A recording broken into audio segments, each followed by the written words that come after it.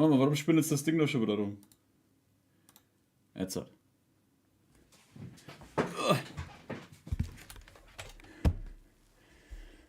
Jetzt passt das Bild.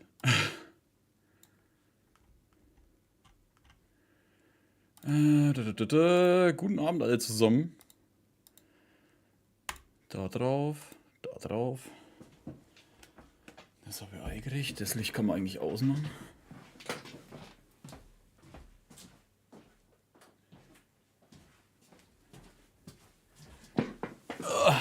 So. Alles nur wegen zurechtschmeißen. Ist darüber. Mal ans Anmachen. Hör jetzt auf doch. Trotzdem starten. Start? Nee. Let's play. Alter, warum tut sich der Bildschirm immer verändern? Achso, weil ich sie vorhin geändert habe. So. Das dann. Guten Abend, Darius, Mel, Swanny, Tamara und Lilly. Das nehmen wir noch hoch, das können wir größer machen. So, der erste Genshin Livestream 2023. Oh, das ist mit der Jacke schon fast so warm, ey. Oh, und guten Abend, Pumpman. Den habe ich ganz übersehen. Eieieiei. Er vergisst Pumpman gern. Nein, ich habe bloß auf die blauen geschaut und habe ich gesehen, ah ja, da.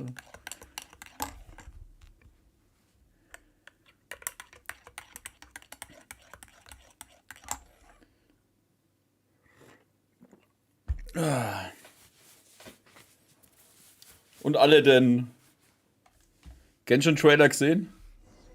Oder? Ja, ist schon da drüber.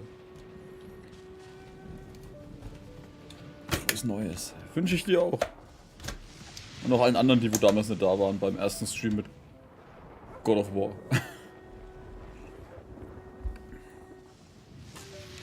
Ich habe embedded noch in der Ding. Stimmt, damals letztes Mal aufgehört. Was ist da schon wieder los? Vorstellungsseite von bla.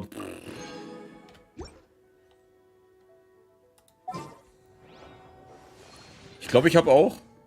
Ne, ist auch erst das zweite Mal, dass ich Genshin das Jahr aufmache. Oh, you're calling for me?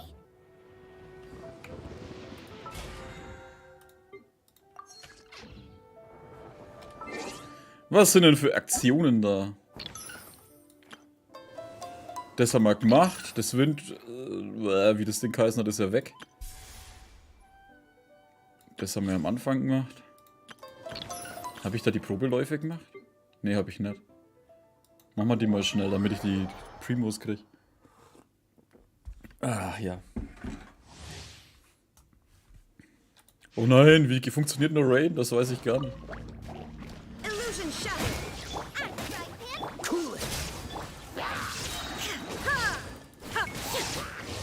To oblivion.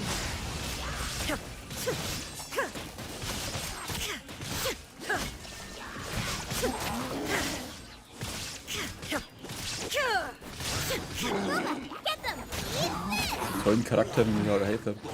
Ja, Alhaze müsste für mich so neutral. Seine Kampfweise finde ich cool. Aber er ist so wie ein Stück Papier.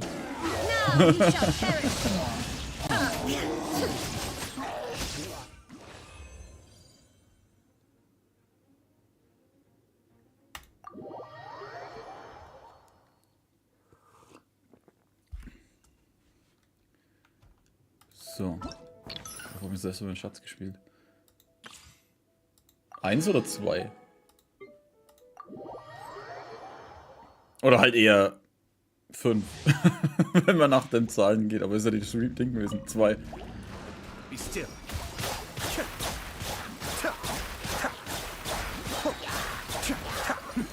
The depth back. Oh, so sorry.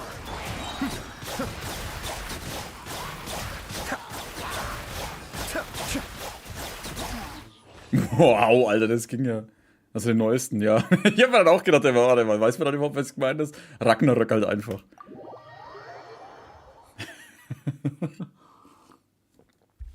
Ich finde die Klamotten so geil. Genau, machen wir doch erstmal das. Love Sky, guten Abend.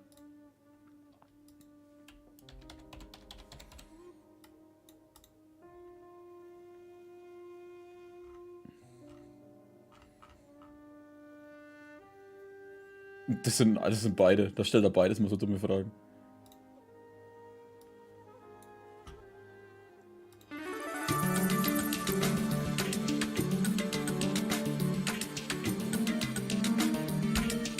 Ich finde die Klamotten geil, vor allem von der Lisa, das war total unerwartet. Also jedenfalls habe ich es vorher nicht gewusst. Muss ich die Lisa doch weiter aufbauen. Welcome to class. What would you like me to teach you?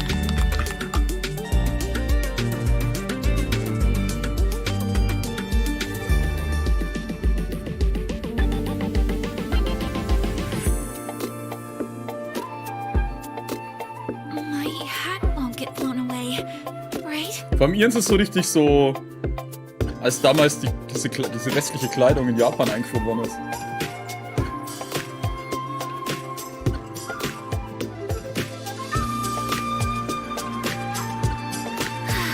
The weather's so nice today. Would you like to take a stroll with me? Mehr für die männlichen Charaktere ausrücken. Es gibt die noch, das muss reichen. Da haben sie gemerkt, boah, bäh, voll der Flop. Und dann haben sie es gelassen. Habt ihr das Stop-Motion eigentlich von der Kleinen gesehen? Von der... Scheiße, wo ist jetzt das hin? Das war doch gerade da. Hey. War das auch im Trailer? Das fand ich ganz geil. Oder halt cute.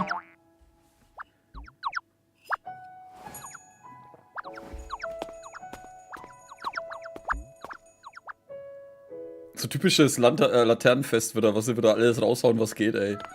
Wie jedes Jahr.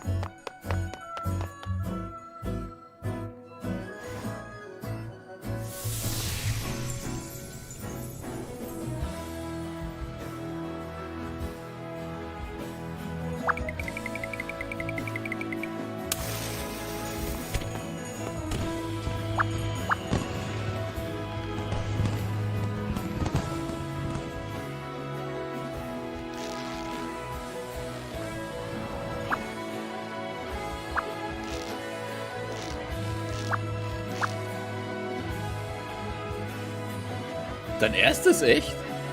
Ich dachte, du bist auch schon über ein Jahr da.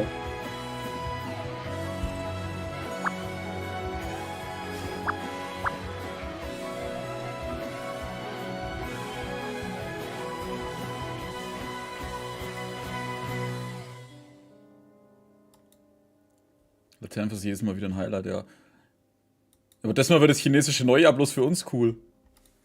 Bei China drüben, da geht's ja ab wie sauber momentan, ne? Mit Covid und alles. Holy shit.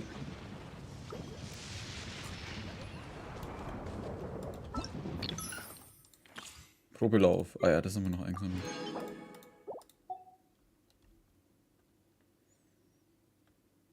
Ah, okay, ja. Spurensuche in der Wildnis. Wir waren eigentlich mit dem Heißer beschäftigt, aber machen wir erstmal das. Nee. Die überprüfen bloß, was habe ich gelesen? Die überprüfen bloß die chinesischen Flieger. Der ist jetzt übrigens, der Japan-Trip ist von 26. Februar jetzt veranlasst. Ticket ist gekauft. Am 20. März geht's dann wieder zurück.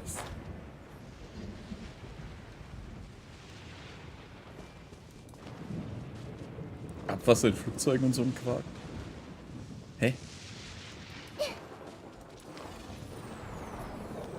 Drehen?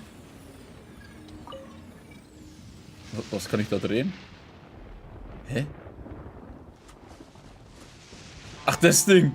Alter, der war schon, hä?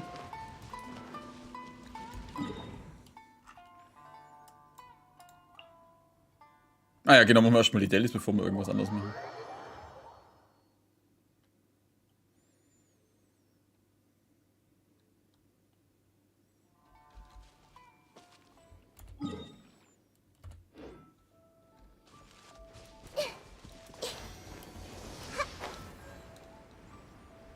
dran, dass das alles klappt.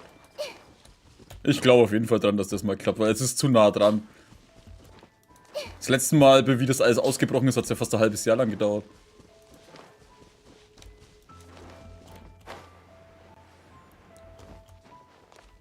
Ja, mal schauen, wie das dann funktioniert, ey. Ich meine, ich hole mir eh so ein Wi-Fi-Adapter oder was das ist, oder wie die Dinger heißen. Wo du dir ja holen kannst. Kosten 30. Also für das, was ich jetzt brauche, glaube ich, kosten die 80 Euro. Dafür hast du das halt dabei und hast überall Internet.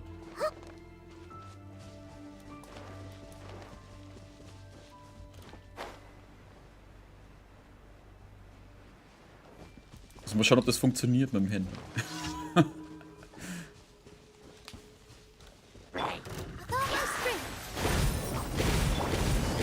Here comes the cash. Commit it to memory.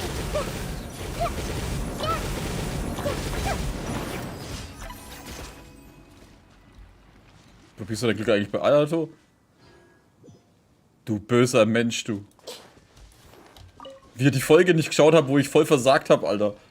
Ich hab Jean bekommen nochmal. Böser Pumpman. Die mich nochmal dran erinnern, weißt du? Und alle anderen Säcke schreiben, oh, ich hab nochmal gezogen, ich hab Raiden gezogen, oh, ich hab mal da gezogen, oh, ich hab das gezogen, oh, ich hab mal da gezogen und hab den bekommen. Ich denk mal bloß, Alter, ich hoffe, ihr stoßt euch alle eure kleinen Zehen oder so. Florin allein in Tokio. Ja, fang jetzt du noch auch noch so an. Es reicht schon, der Freund von meiner Schwester oder beziehungsweise meine Schwester auch so, erster Tag in Japan entführt und gleich woanders hin.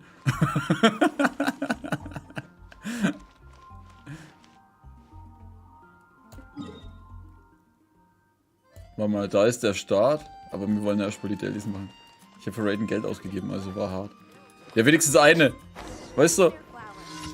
Andere schreiben mir dann sogar so direkt einfach so, ey, ich habe das so einmal gemacht und habe dann den bekommen und habe ich nochmal gemacht und habe den bekommen.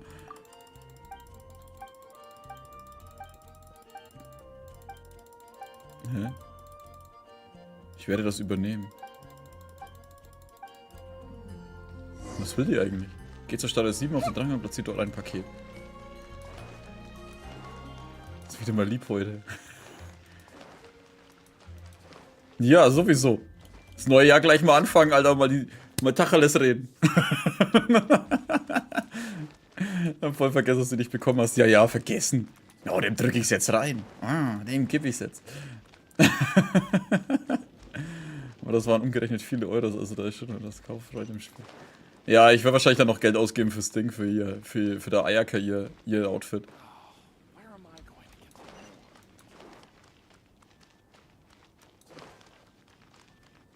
Hä? Was soll ich denn das machen? Achso, ich soll jetzt vielleicht markieren, ne? Nein, nicht da. So.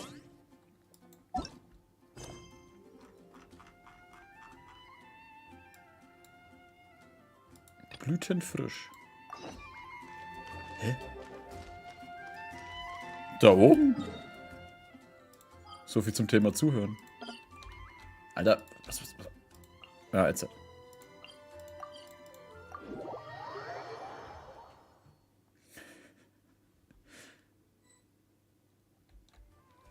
Can you hear that? Ja, mein Ding ist an. The heavens are whispering to all living things. It's time for bed now. Was? Lieblingsgebiet in Genshin. Gibt's nicht wirklich. Ich finde die eigentlich alle ganz geil. Wobei in der Suma eventuell. Aber das ist auch eher so ein Favorit von mir wegen Japan und so.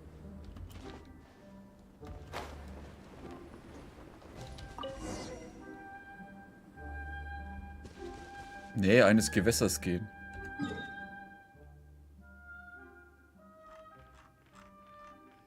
Ah, da.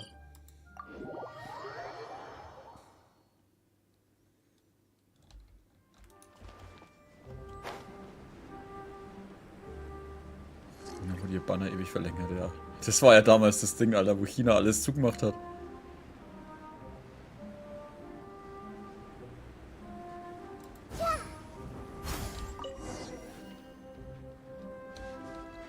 Weil ich das Gewässer geben würde, Pam fragt sie, wie es entstanden ist.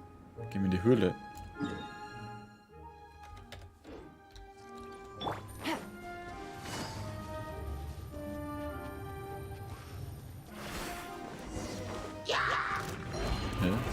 wollten die jetzt von mir? Here. Two. Hey.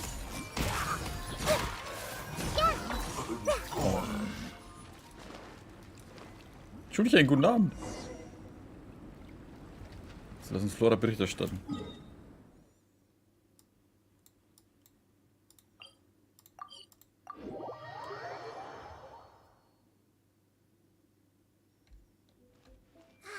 The weather is lovely and warm.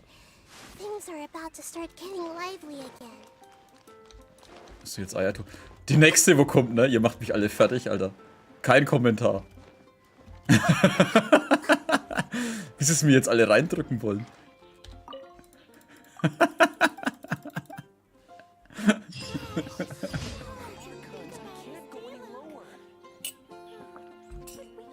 Ich glaube, wir spielen Bingo jetzt dann alle 5 Minuten, wenn jemand kommt und mich dann abregt.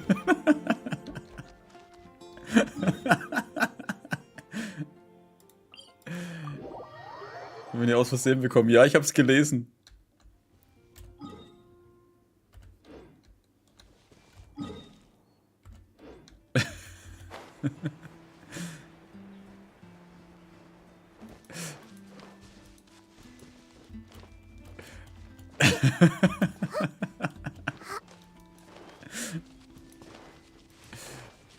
Nein, freut euch ruhig drüber.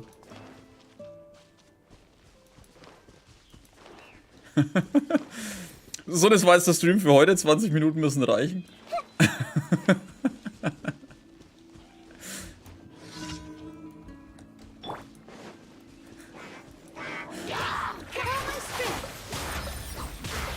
Everyone hold hands. The Temple of Wisdom.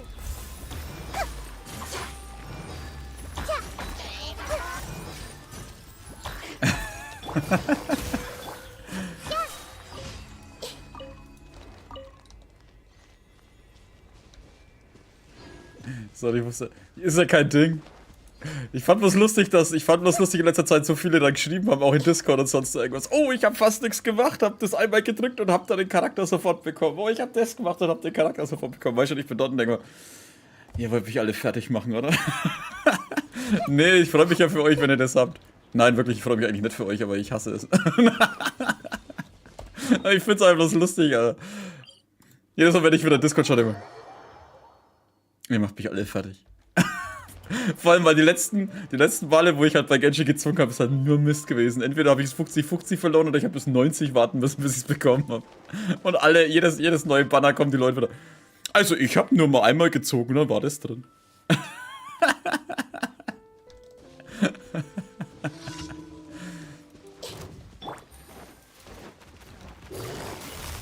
Busted.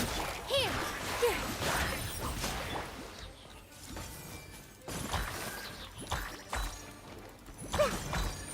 Allow me.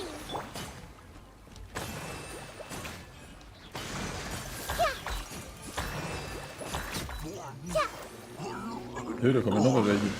Soll das werden? I see everything.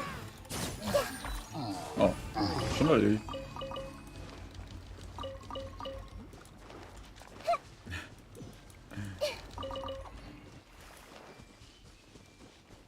Ich wünschte, ich hätte das auf Kamera.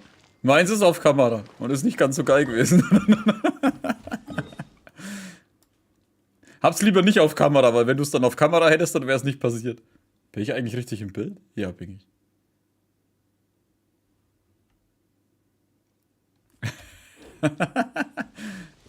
Ich muss mal bis 80 hoch. Ja, also ich meistens auch. Also 50, 70 oder 90 ist es meistens bei mir. Das mit Ayato waren ja, glaube ich, auch wieder 50 oder so. Und dann kam ja dann die Jean. Ich muss die Jean endlich mal aufbauen. Damit das Spiel sich denkt, oh, keinen Sinn mehr, das ihm zu geben. Mein Glück ist für dieses Jahr aufgebraucht. Ja, hast früh angefangen.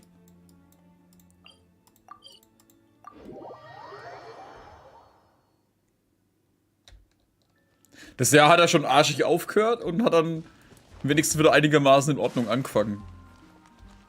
Ich habe ja eine Figur, vor Monaten ist die losgeschickt worden. Was wollte ich machen? Ach ja, ich wollte zum Schmied. Und die ist 2 Monate ist die mit dem Schiff unterwegs gewesen. Dann war sie über einen Monat, war sie dann beim Säugling. Und dann denke ich mir, oh ja, jetzt kommt sie. Und dann denke ich mir, warte, was? Und dann ist sie zum Zoll umgeleitet worden bei uns in der Nähe. Hä? Oh. Dann ist sie bei uns beim Zoll umgeleitet worden in der Nähe. Und dann kam irgendwann dann der Brief, ja, hey, Sie müssen das beim Zoll anmelden. Denke ich mir, okay. Führst halt den blöden Zettel wieder aus, schickst die Rechnungen hin, passt.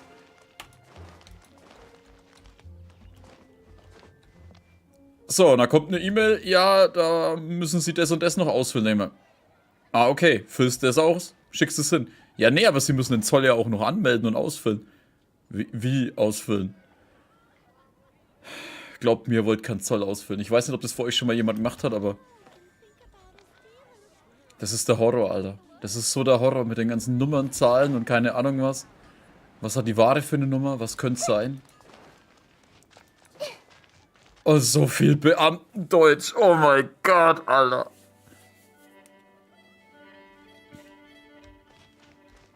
Was für eine Figur kann ein Schiff fahren? Ich weiß, es ist wahrscheinlich nur als Gag gedacht, aber... Wie Steuererklärung ausfüllen? Schlimmer, schlimmer. Steuererklärung findest du so viele Videos dazu, wie du es am besten magst. Ich zeig's euch.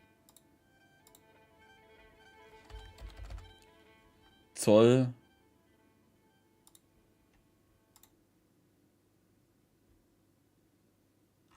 Nee, das ist wieder was anderes. Da muss ich direkt auf die Zollseite. Ja, ich muss erstmal wieder schauen, dass ich das finde. Ja, niemals. Ja, ich muss das machen. Das ist die Scheiße. Privatperson.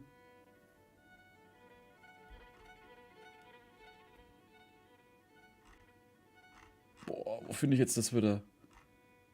Unternehmen. Formulare. Ich glaube, ich finde es nicht noch mehr. Selber verzollen.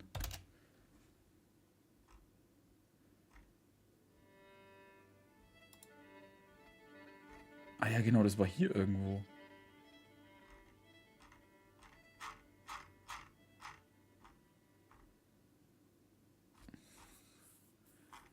Ich brauche halt echt wieder die Anleitung dazu, damit ich finde, wo das überhaupt war. Das musst du erst mal finden, Mann.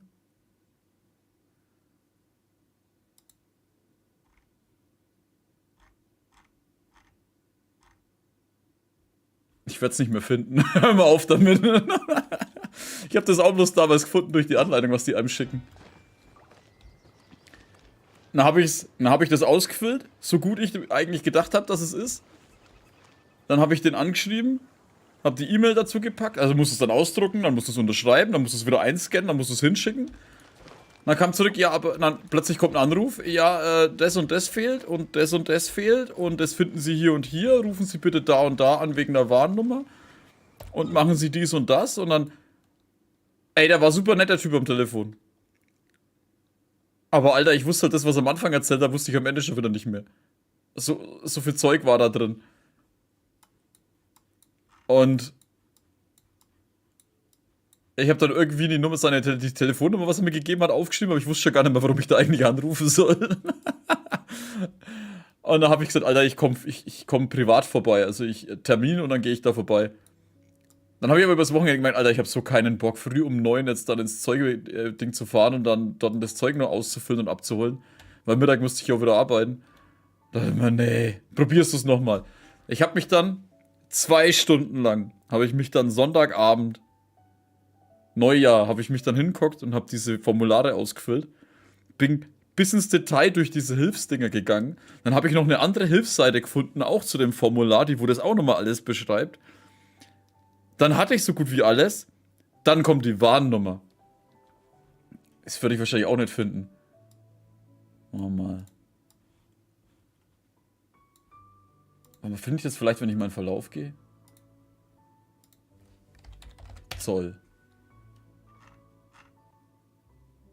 1.1. Internet-Zollanmeldung? Ist das vielleicht?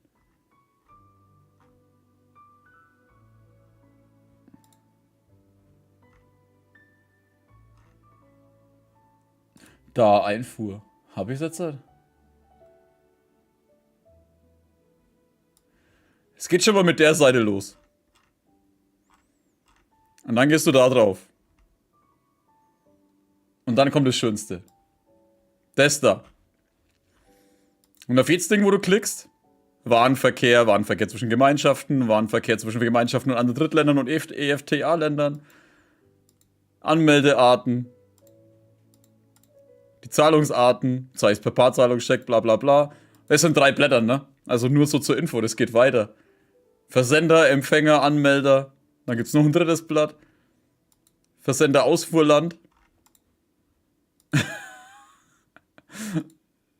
Art der Grenzüberschreitung aktiven Beförderungsmittel, Alter. Wenn du musst halt auch schauen, mit was wurde das befördert oder ohne, oder weißt du es nicht. Staatszugehörigkeit, Verkehrszweig an der Grenze. Wie ist es dann reingekommen? Nein, niemals mit dem Schiff versenden lassen. Die EMS-Dinger, der teurere Versand, Alter, da geht es anders. Anmeldung vor Papier.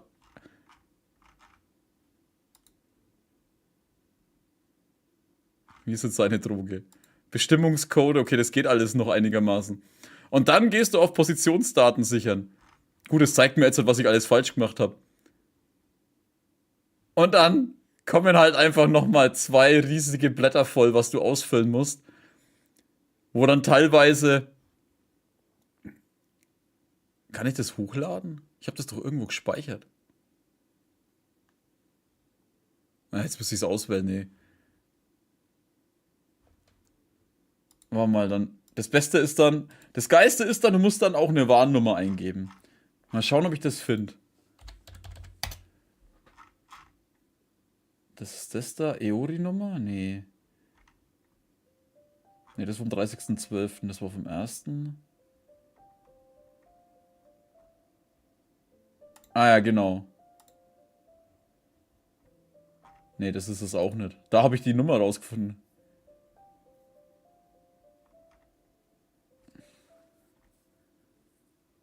Zweifel Warnummer Figuren.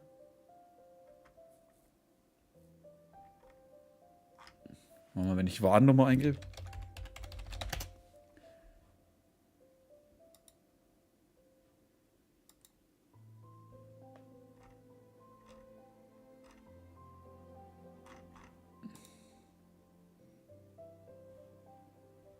Wo ist denn das? Ich weiß nicht, ob ich das nochmal finde. Das ist auch, Alter, das ist die übelste, uralteste Seite, was ich je gefunden habe. Oder was ich je gesehen habe. Das schaut halt aus wie so eine Seite. Das ist der Zollwert, Warnnummer.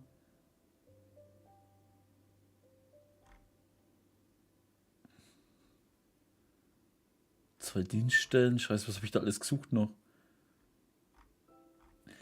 Ey, das schaut halt so aus wie diese uralten Programme, was man geschrieben hat mit den Ordnern und keine Ahnung was. Und da musst du dann erstmal was finden.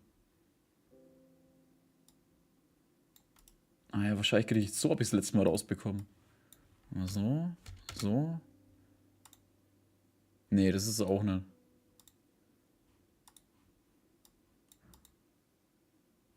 Nee, das ist es auch nicht. Finde ich das irgendwo? Scheiße. Wobei ich könnte eigentlich ganz zurückgehen mit dem Verlauf. Achso, ja, guten Abend, Pieps, und auch schon was Neues.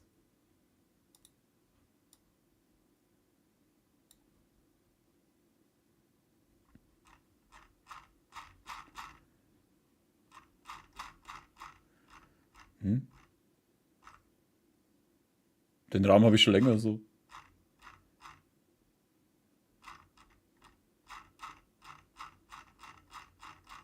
Ja, was habe ich heute schon wieder alles geschaut? Donnerstag. Boah, da muss ich nur so weit zurück, ey.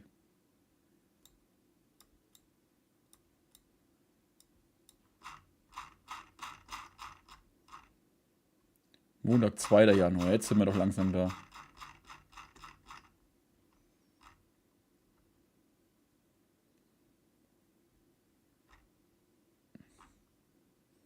Oh ja, da sind wir. Ist es das da? Genau, da habe ich das rausgesucht. Zollanmeldung, Telefonnummer, bla bla bla, Suchkriterien. Ist das das? Auch nicht. Oh, ich glaube, das ist es. Bitteschön. Das ist die Zollseite, wo du die Warnnummern rausfindest. Zur Einfuhr, Einreihung, Stichwortverzeichnis. Holz. Und dann suchst du dir die Kacke raus. Bornierbares Holz, Böttchenwaren, Bottich, Ding. Suche starten.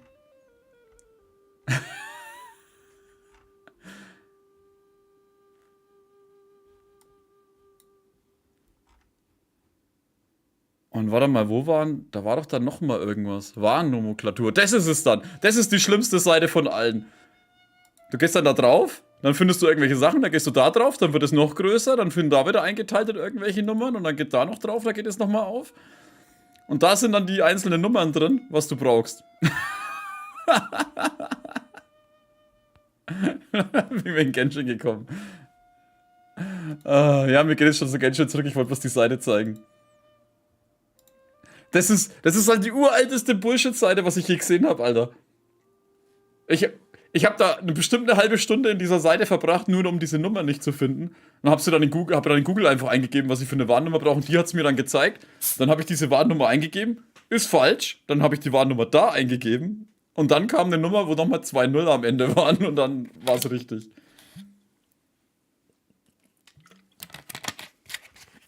Richtig übel. Holy shit. Was sind wir eigentlich hier? Genshin, glaube ich, war es, ne? Ja. So, das Zeug habe ich jetzt gemacht. Was machen wir jetzt?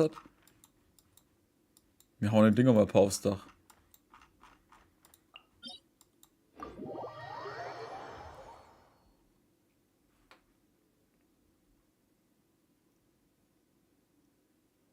Hast du aber? Ne, ich will bloß die Bosse machen. Ich habe die auch schon ewig nicht mehr gemacht. Oh, glaubt mir, ihr seid auch keine Freunde mit dem Formular. Es gibt sogar ein Video auf YouTube, Alter, wo die sich drüber lustig machen. Von diesem, wie heißt es? Boah, keine Ahnung, die muss sich immer über solche komischen Sachen dann lustig machen, ist so eine Seite.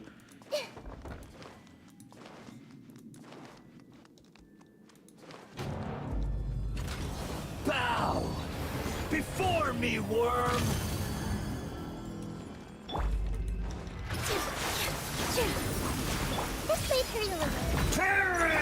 Boah, da hinten steht mir jetzt vor die Nase geknallt. Ja, das kannst du ja auch machen, aber ich hatte keinen Bock, da reinzugehen.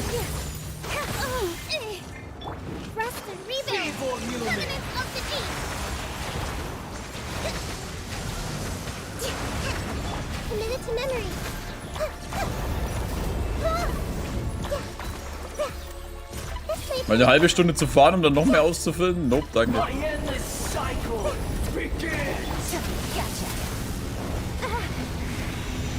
Alter, das sind ja am Boden auch so Dinger. Ich glaube, das erste...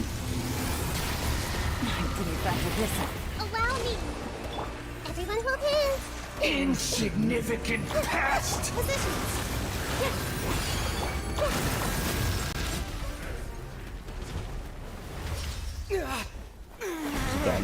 Da läuft. Unten ist alles grün.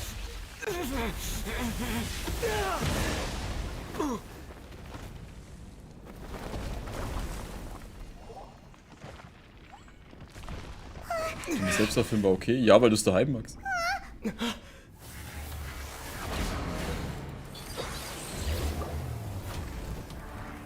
Und wer weiß, ob das nochmal passiert. 1,000 Eons, mine to dominate.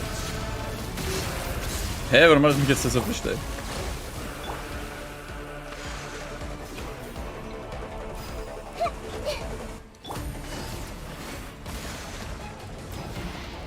Burn to oblivion. Hey! Draw my string! Tremble. Wow.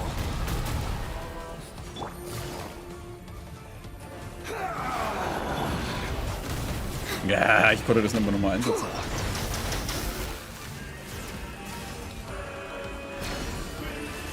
Ja, hat das jetzt daneben geschossen? Ja, bitteschön.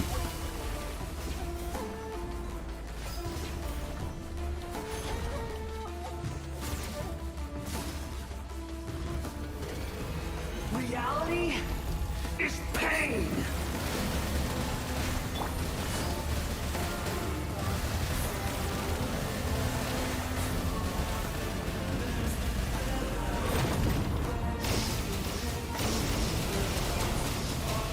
Take it easy.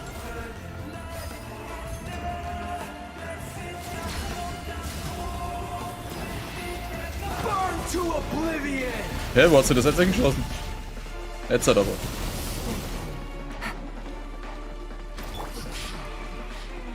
Good riddance, cruel world.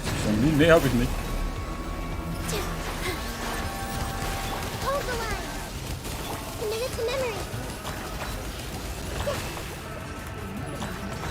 Yeah, yeah.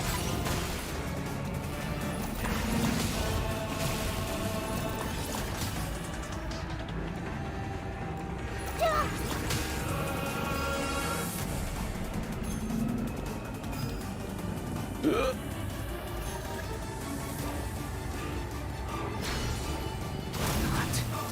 Possible. Indem man abschießt. Here. Roll, roll, roll. Make yourselves at home. Ah! Warum kann ich nie wechseln? Things are about to get dicey.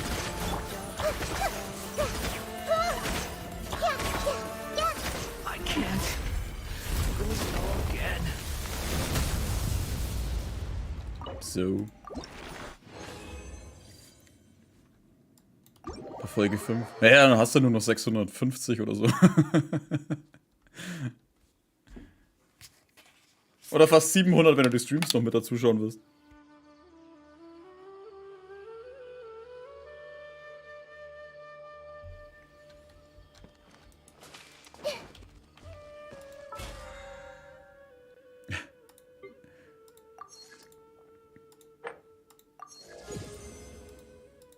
Hui, 18. Hui.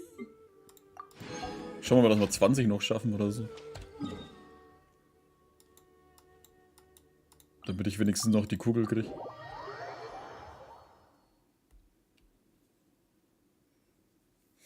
Ein Sozialleben.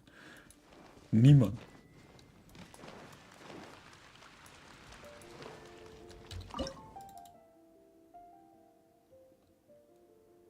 One Piece mit der Folgenanzahl? Noch lange nicht.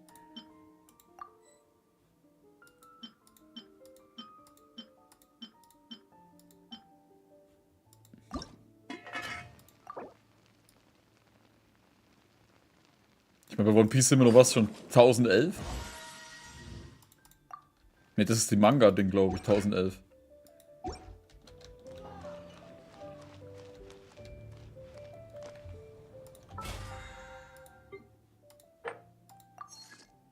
So, was haben wir noch? Anführer, Gegner interessiert mich nicht. 15 Herausforderungen auch nicht. Bla bla bla. Der Bitten der Bewohner. Stimmt, das Zeug müssen wir noch machen. Und der Kanne war ich auch schon ewig nicht mehr.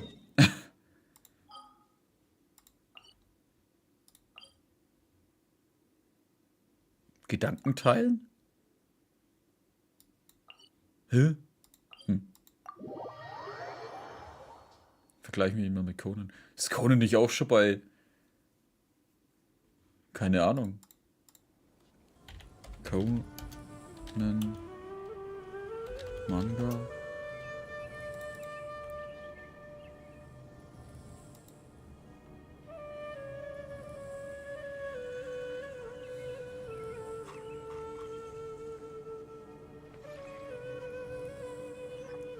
Ja, 1105 von... Es gibt 1105 Kapitel schon von Conan, Alter. Wie lange schaust du Anime an? Boah, seit der Kindheit. Ich meine, ich habe damals schon Animes geschaut, da wusste ich nicht mal, dass es Animes sind. RTL 2 und so ein Zeug. Oder solche Sendungen wie Mila Superstar oder sowas waren ja damals auch schon Animes. Wusste ich auch nicht, dass das welche sind. This road. Also man könnte fast sagen, eigentlich schon immer. If you ever... This road.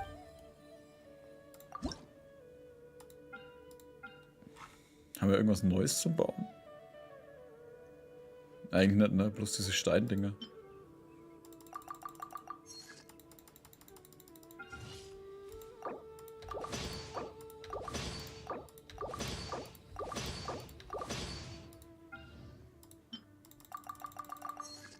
Oh, ich merke, da wird es auch langsam weniger, weil ich es so selten abhole.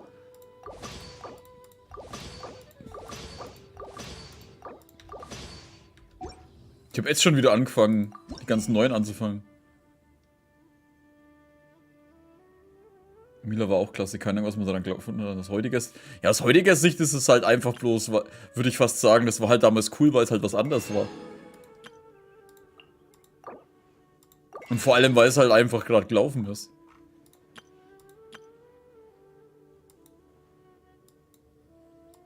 Ist da irgendwas Neues? Oh.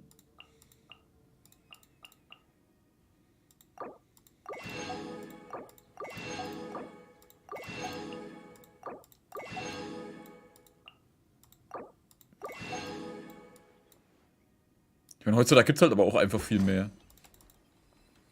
If you ever... Chan, die Kamikaze-Diebin, das war auch cool. Aber das war ja schon wieder weit danach.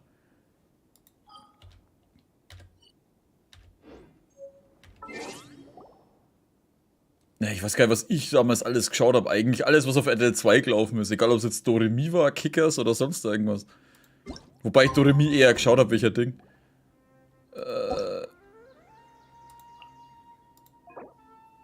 Nein, warte da. Welche meiner Schwester damals. Aber hey, waren alles Animes, hab mal geschaut. Na, ich bin so alt wie du. Ne, es gab die Kickers und es gab Captain Tsubasa. Das ist ja schon wieder was anderes.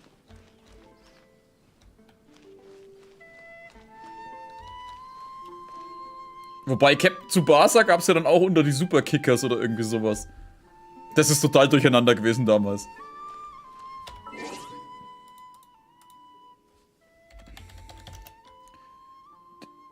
Weil es gab ja zum Beispiel hier die Kickers. Das war ja damals das erste Ding mit dem Tsubasa. Und da gab es ja noch den anderen Anime mit die Kickers. War das nicht auch Kickers? Ah nee, das war auch mit dem Tsubasa. Nee, das war mit dem Gregor war das. Stimmt, das war der Gregor war das in dem Ding. Die haben auch Kickers geheißen, ja. Und Super Kickers war ja dann, glaube ich...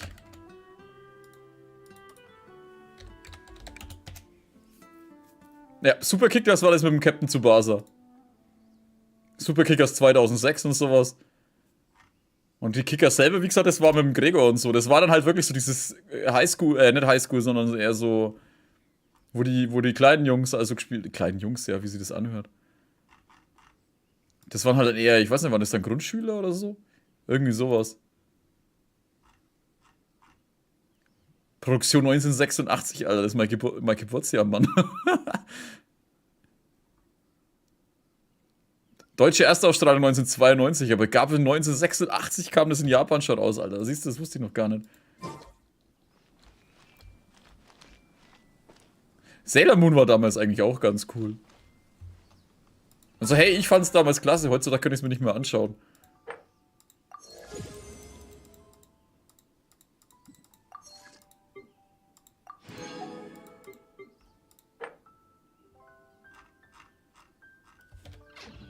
Hä? Achso, ich bin ja eigentlich hier wegen was einkaufen. Ich hab mir gerade Zeit gedacht, warte, wo bin ich eigentlich? Ja, damals kam dann auch One Piece dann groß auf und da kam dann, glaube ich, dann das erste Mal so richtig so das mit dieses Anime und Welt, keine Ahnung was alles. Digimon und Pokémon zählt auch dazu, ja. Kickers zu schauen mit meinen Jungs, das kannst du voll vergessen. Deswegen musste die Kickers heutzutage schauen. Hä? Ich bin voll daneben gelaufen.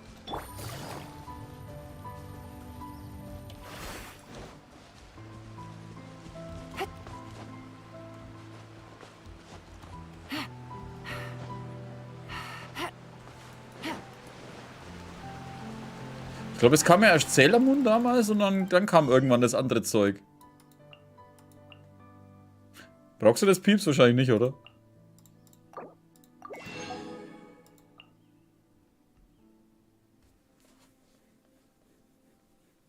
Digimon, Pokémon, was gab's denn noch alles? Okay. Meinen Kindern meine alten Lieblingsserien zeigen. Ja, ich habe mir auch mal, die Ninja Turtles und so habe ich mir damals mal gekauft vor Jahren, als Ding, als Compilation, beziehungsweise als DVD-Box. Ich habe halt die erste Box habe ich halt angeschaut und danach nie mehr. Danach habe ich es für 50 Euro mehr verkauft, als es vorher wert war. Weil die für 100 Euro drin waren.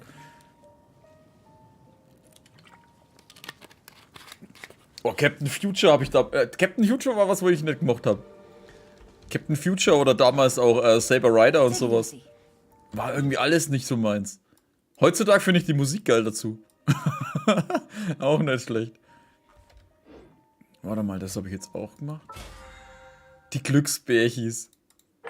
Die Gummibärenbande. Okay, jetzt driften wir aber von Animes zu normalen Comic-Dingern zurück. Aber ist auch nicht verkehrt. Wie viele Dinge habe ich eigentlich? 1, oder? 2. Ich stehe im Trickfilm, genau. Ich schaue so viele Animes, ich wusste schon nicht mehr, was Trickfilm ist.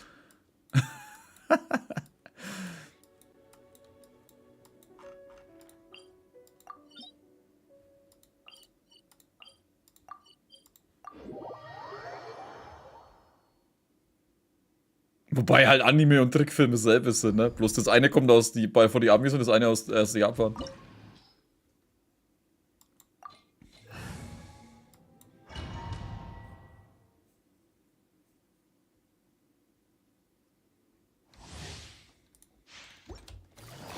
Strike dead. Positions. This one. Really Inferior. allow me. Here, bring refuge. Okay, back up. Inferior. The eye sweeps the land. Committed to memory.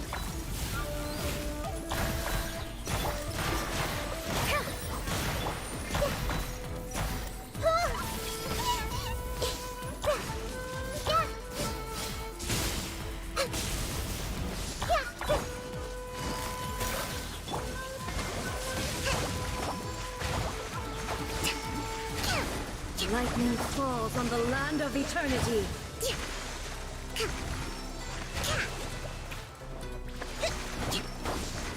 Everyone hold hands.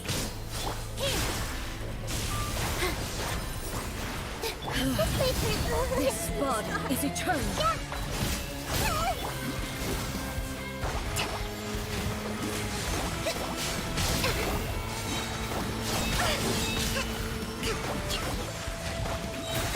Permanence of the deep.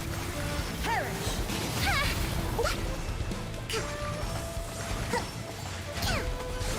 Through it. Avatar, ja. My blade. Bloß den Nachfolger habe ich nicht gesehen. Legend of Korra. Witness the final calamity.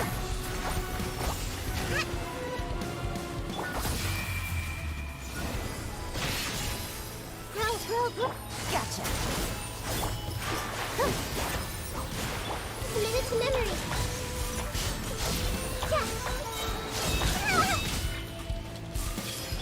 Rescue, rebuild. Eternity is in my hand. Uphill battle.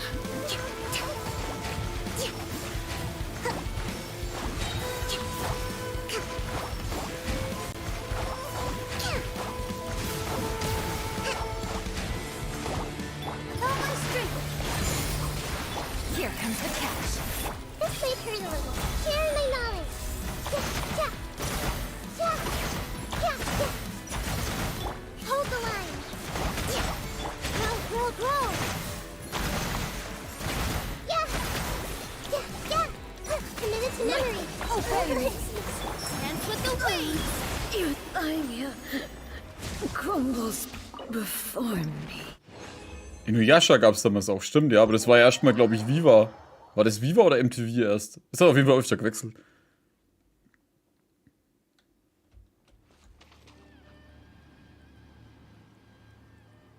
Habe ich die Sachen von ihr jetzt genommen oder nicht?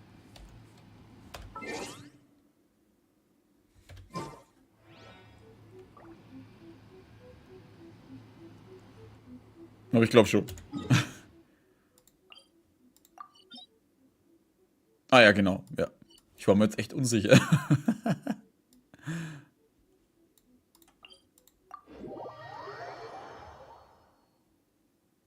Wie werden die freilich? Kennst du das nicht? Inuyasha lief damals auf Viva. Viva und MTV hatten damals ganze Kategorien mit sowas.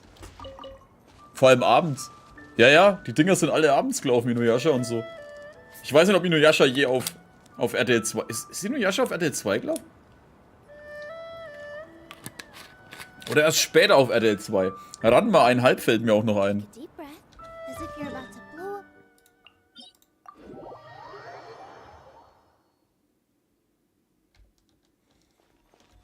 Ja, kann sein, dass später mal, aber Inuyasha kam zuerst auf jeden Fall auf den auf den Musiksendern. Tele 5 kam auch noch irgendwann dazu, ja, stimmt. Ja, über Dragon Ball brauchen wir gar nicht reden, das weiß jeder. Ich glaube, ich habe das auch schon mal erzählt, dass mir damals wegen Dragon Ball Z extra zu meiner... Weil wir sind damals umgezogen. Und meine Badin hat damals unten in dem einen Ding gewohnt. Alter, hör auf dahin zu laufen. Ich habe jetzt extra den Heilungsding da gesetzt, du Sack. Da sind wir jeden Abend extra runtergelaufen.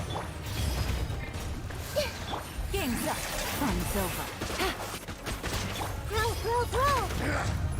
Make yourselves at home.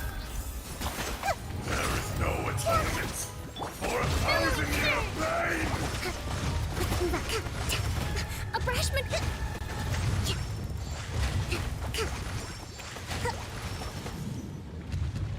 Today, you witness your reckoning. Das Ding aus SMS vorgelesen hat? Nee.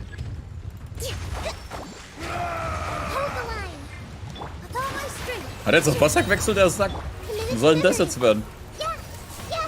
Grow, grow, grow. Earlier. This dance is for you. Will not absolve. Nein! Ah, ich konnte nicht mehr wechseln. Scheiße, das war dumm.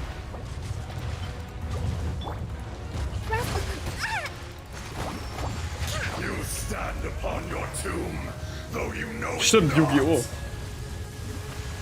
Na, eigentlich geht's mittlerweile fast bloß nur drum. Oh, Golden Boy ist ja... Boah. Experience an eon of suffering. Here comes the catch. Positions.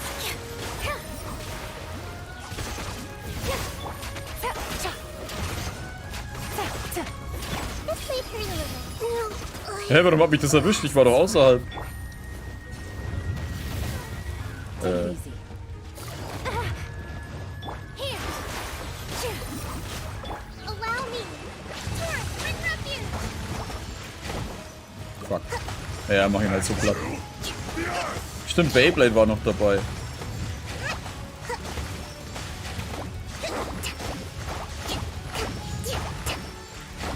all my strength. All eyes on me. Gotcha. Game's up. Runs over.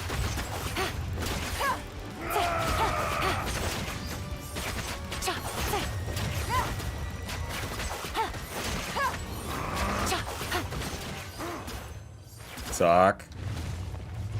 Wo war das Ding, dass ich dran vorbeilaufe? Da hinten. Will not be destroyed. Was? Ich habe nicht genügend Platz für Artefakte?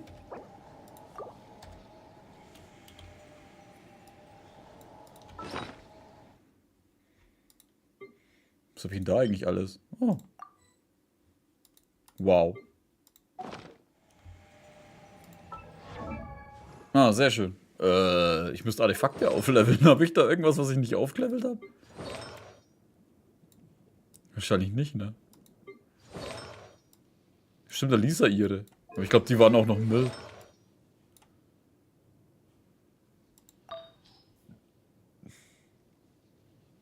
Man konnte die auch gegen neue einstellen.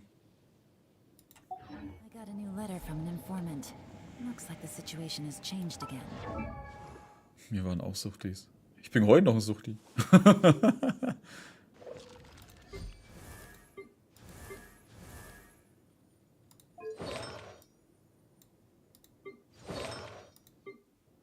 Gibt's irgendwen, wo ich das nicht hoch habe? Da, 14.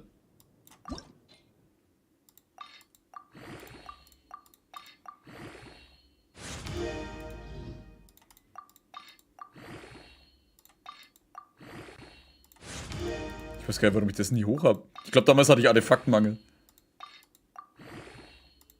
Ich meine, ich habe die letzten 3 Tage, glaube ich, schon wieder irgendwas mit 7, 8 Animes angefangen. Das ist doch jetzt die neue Anime-Season, ist doch jetzt wieder gestartet.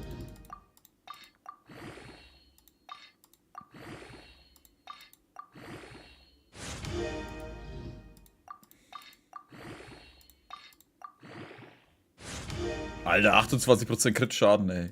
Stark. Bin ich jetzt bei ihr? 89% kritischer Schaden dazu und Crit-Treffer 85. Attribute.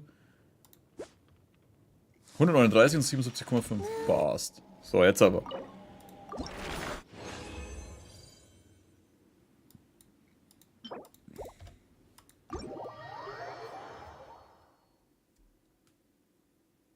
Jetzt können wir noch mal anfangen, nach einer Stunde mal die Story mal zu spielen, oder beziehungsweise die Dinger mal zu spielen. Ach ja, stimmt, jetzt habe ich ja das auch noch gemacht, ne?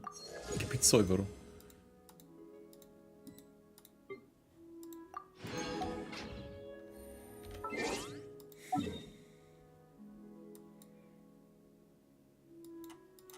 Wo war denn das? Da oben war das. Ah ja, und meine Dailies muss ich auch noch abholen. Jetzt muss ich erstmal was machen.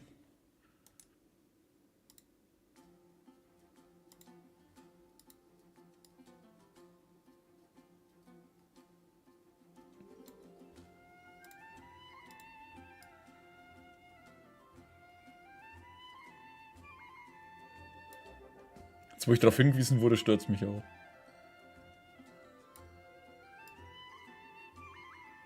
Scheiße, dann schaut es unten drüber. Warte mal. Filter.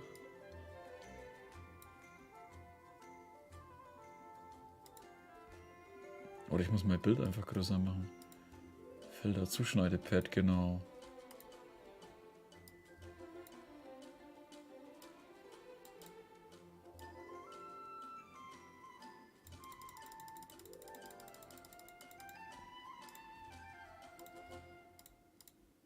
Jetzt muss es passen. So. Schon Karten gespielt? Nee. Kartenspiel interessiert mich jetzt momentan gerade gar nicht. Also ich muss mich so schon durchkämpfen, dass ich Genshin spiele. Was heißt durchkämpfen? Also jetzt so im Stream ist es ganz lustig, aber so selber irgendwie keinen Bock überhaupt über irgendwas. Jetzt habe ich die ganze Zeit nicht gestört, dass das da oben ist. Bis du mich jetzt darauf hingewiesen hast. Und jetzt jedes Mal, wenn ich hingeschaut habe, habe ich es gesehen.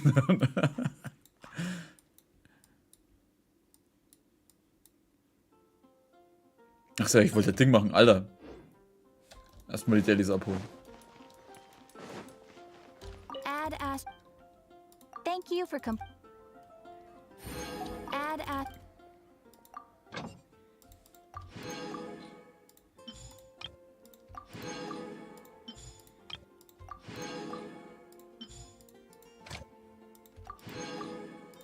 Nein, nicht Bennett. Da. So. Jetzt haben wir das auch. Ach so, ja, da haben wir jetzt dann auch die Sachen gekriegt, ne?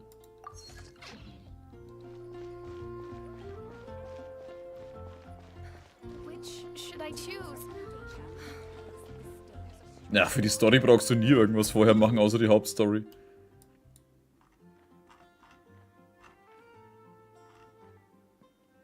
Die Genshin an sich macht mir schon Spaß, aber ich habe momentan mehr Spaß mit anderen Spielen. Deswegen ist es momentan eher so, spiele ich lieber was ich jetzt mehr Bock drauf habe, oder Genshin? Im Stream hat es halt ein wenig was anderes da, aber so irgendwie ohne Stream zu spielen, habe ich gerade gar keine Lust. Momentan ist ein bisschen die Luft raus. Bis die Story halt wieder weitergeht. Sogar ein Livestream, dass Weltenauftrag wichtig ist. Das lasse ich auf mich zukommen. Das letzte Mal hat mir nämlich auch weiß gemacht, dass es mit den Ananara wichtig ist, damit es weitergeht. Und dann hat es kein Schwein interessiert in der Hauptstory.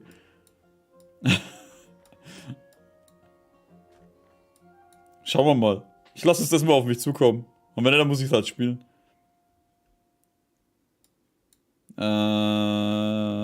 Genau, ich muss die Mission auswählen.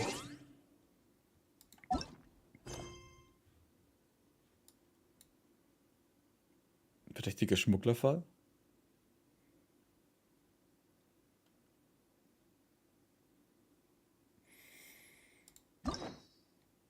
Achso, das ist mit dem Sino, ja. Und das ist das da, da habe ich das Sino gerade abgeholt.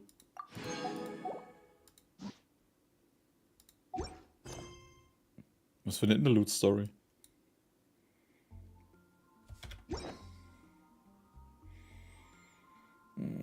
Aktion.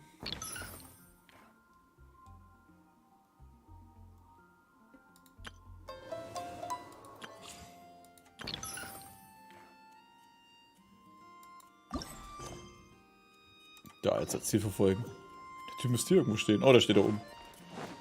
Quest um bestimmte Stufen oder Sachen freizuschalten. Take it easy.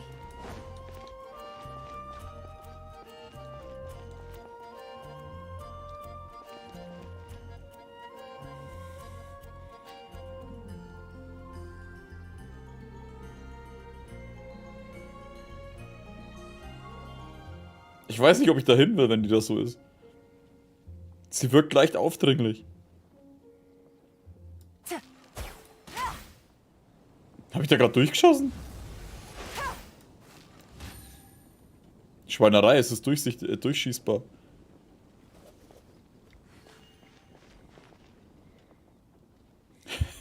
Sie wirkt gerade so, wie wenn sie irgendein Rennen gewonnen hat. Ich bin der Sieger, ich war's. Guten Tag, liebe, oh. Aktionäre werden nicht nur Belohnung der Abenteuergilde erhalten, sondern auch noch ein besonderes Geschenk. Die Abenteuergilde veranstaltet eine Aktion. Du bist der Reisende, sehr erfreulich, dich kennenzulernen. Wer hätte gedacht, dass ich hier mein größtes Vorbild treffen würde? Wie du sehen kannst, suche ich gerade nach einem Teilnehmer für eine Aktion. Das ist meine erste offizielle Aufgabe bei der Gilde, deshalb muss ich 120% geben.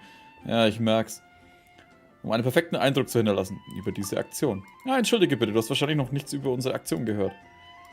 Jack hat diese Aktion den Namen Spurensuche in der Wildnis gegeben. Jack zufolge ist es eine einfache, aber unterhaltsame und gleichzeitig zur Erprobung der Abenteuer geeignete Aktion. Achso, ja, ich sollte vielleicht mal die Aufnahme starten, ne? Einfach eine unterhaltsame und gleichzeitig zur Erprobung der Abenteuer geeignete Aktion. Genau genommen haben wir überall Spurensuchballons angebracht. Der Teilnehmer der Abenteuer müssen anhand der Hinweise nach dem Spurensuchballons suchen und entlang deren Spuren vorangehen. Je mehr Spurensucherballons man innerhalb der vorgehenden Zeit sammelt, desto besser ist deine Bewertung und auch die Belohnungen werden entsprechend mehr. Und wenn ich die Ballons zerschießen sollte? Diese Ballons sind Spezialanfertigungen, sie widerstehen gewöhnlichen Bogenschüssen. Nur aus der Nähe zerstören. Immerhin haben wir schon bei früheren ähnlichen Aktionen festgestellt, dass die erste Reaktion von Abenteuern beim Anblicken von Luftballons ist, mit einem Bogen drauf zu schießen. Egal, was wir ihnen gesagt haben, es nicht zu tun. Ja. Und deshalb hat die Gilde dieses Mal besondere Ballons verwendet. Ich hoffe, das hilft. Entschuldige bitte, bla bla bla, dass wir geweckt haben. Jack und Herr Cyrus würden sich bestimmt sehr freuen, wenn du auch teilnimmst. Sobald du das Minispiel beginnst, musst du innerhalb der vorgegebenen Zeit so viele Spurensucherballons wie möglich sammeln. Okay. Beginn der Herausforderung kann der Spieler einen Segen auswählen. Wenn dieser bei der Herausforderung aktiviert wird, erhält der Spieler einen Verstärkungseffekt. Bla. Innerhalb der Minispiel kann der Segen mit Hilfe verwendet werden bei Sprengkraft. Okay. Hallo? Ich bin fertig. Lass mich weitermachen. Ach so. 2 Arten von Spurensucherballons. Durch Einsammeln von Ernteballons erhältst du einen Gesamtfortschritt beim Sammeln von Spurensucherballons. Durch Einsammeln von Sonarballons erscheinen um dich herum mehrere Ernteballons. Du kannst deine Freunde zum gemeinsamen Bestreiten der Herausforderung Spurensuche hinein. Spurensucher-Kompass. Oh. Nein, nicht was will ich denn bei der Abenteuerlizenz. Spurensucher-Kompass. Okay, jetzt aber. Warte, jetzt merke ich es erst, die heißt Winkel? Finkel. Ach, egal. Einstellen. Nachdem du das Ding eingesetzt hast, kann deine Figur eine Zeit lang höher springen. Windfeld am Standort. Mal höher springen. Einzelspieler.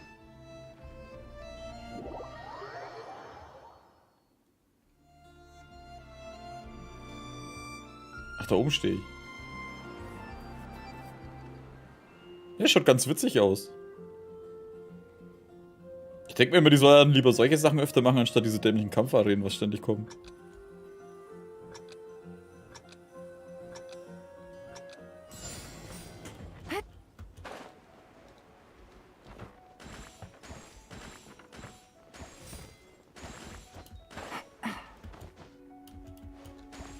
Ups.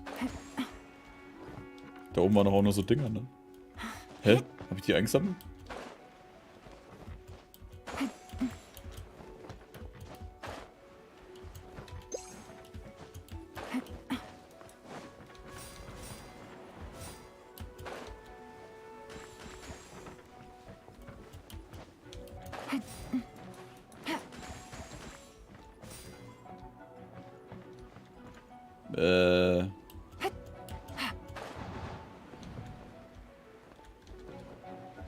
Ah, da unten.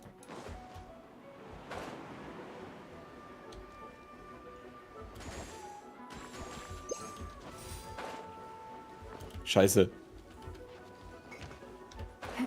Ja, jetzt bin ich ganz unten. Aber gut, da komme ich hier hoch. Ah, da ist der Ernteballon.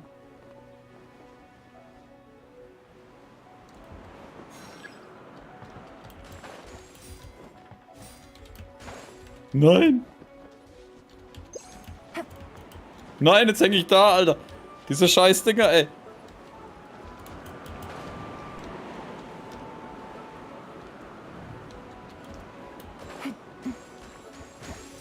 Wow.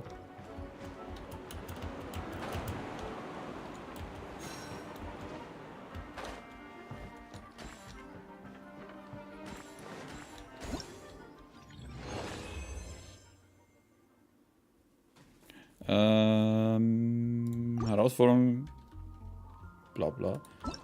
Ja, das wird man relativ schnell durchkriegen, so wie es ausschaut. Das ist aber auch schön. Wow.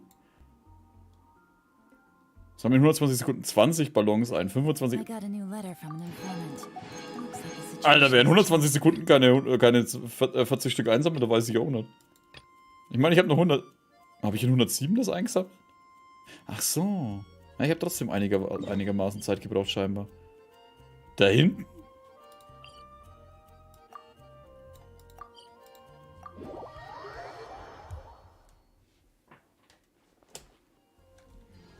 Auf der Alko?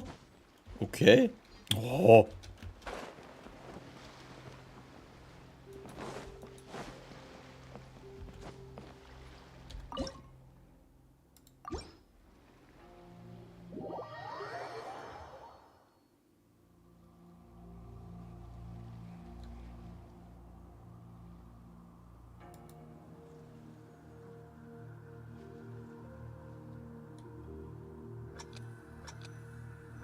Wieder neben mir steht so, was soll der Scheiß jetzt hier?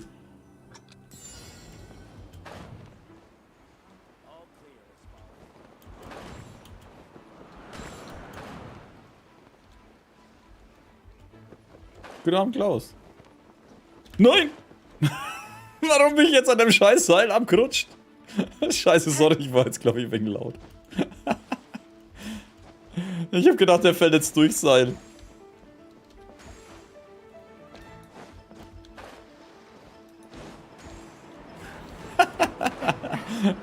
So, oh, ja. Da fallen wir durch, soll, das wird schon passen. Ja, das war das böse Seil, ja.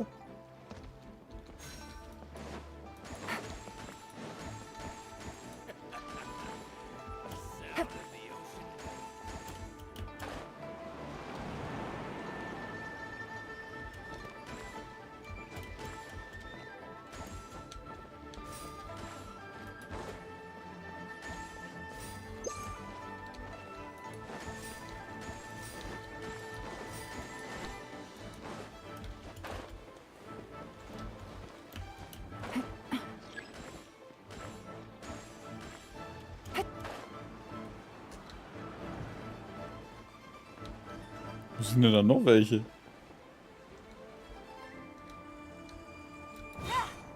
Oh, das waren gar nicht alle? Hä? Take it easy.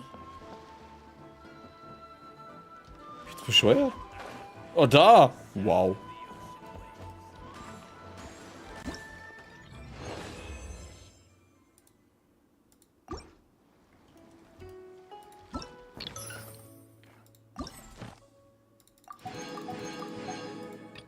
Vorsicht, Fußgänger. Liebe? Nee, da. Ich finde es wenigstens gut, dass die das immer in der Nähe von irgendwelchen Teleportern machen.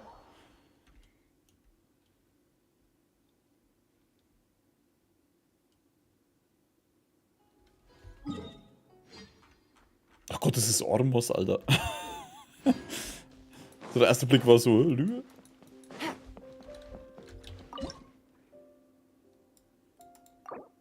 Na, da kam ein neuer dazu. Zeit lang schnell bewegen und Spuren so uns aus größerer Entfernung einsammeln. Nee, passt schon. Wir bleiben beim Springen.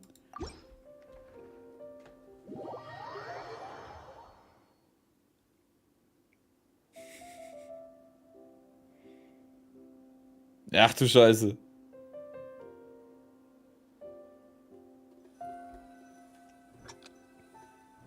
Mir geht's gut, Klaus, danke.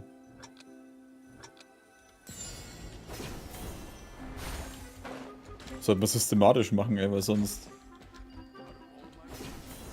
Nein! Warum magst du das?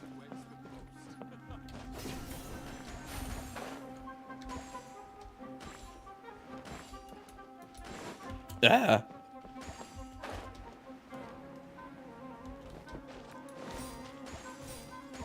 Take it easy.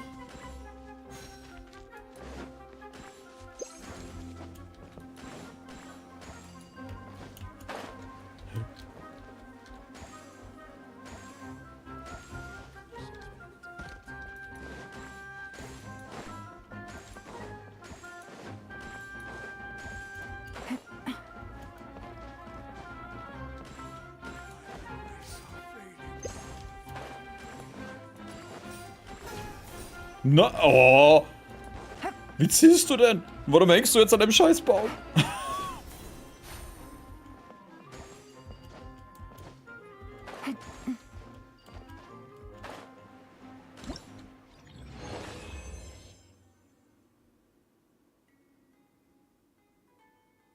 Wisst ihr, was die gestern alles gezeigt haben? Ach so. Können wir da mal einen Trailer anschauen? Wobei, der ist... Ich nehme gerade auf. Also einen Haufen Zeug haben sie gemacht, auf jeden Fall. Typisches Laternenfest halt. Da schmeißen sie uns wieder voll mit Zeug. 2 neue Klamotten, die für die Lisa gibt's kostenlos. Die kann man freispielen. Die Yao Yao kann man kostenlos freispielen. Oder hast du die Yao Yao Karten? Ich glaube schon.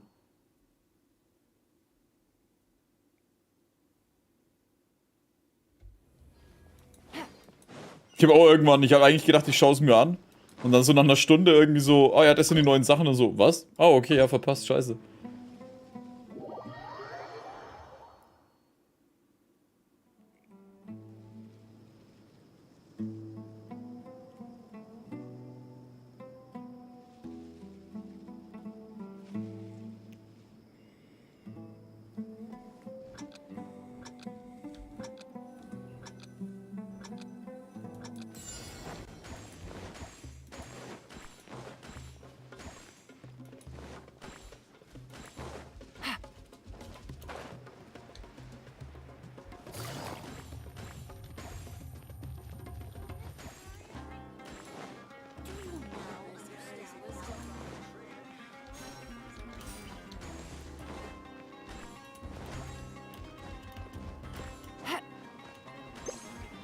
Ja, fuck, wirklich? Hast du den jetzt nicht erwischt? Doch, ich hab ihn erwischt.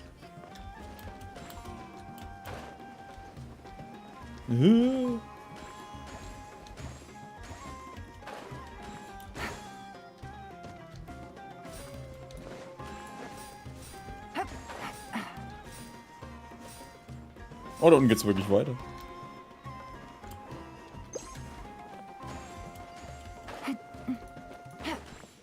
Take it easy. Oh.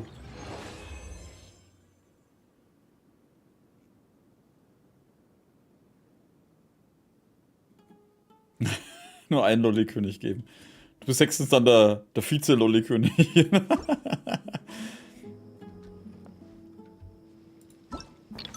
Das Jau Jau ist auf jeden Fall knuffig gemacht, Alter. Das kann man nicht leugnen. Wie ich immer schneller war. 107, 103, 70, 59. Komm in der Lolli-Fraktion. Take it easy. Hui. Wupp.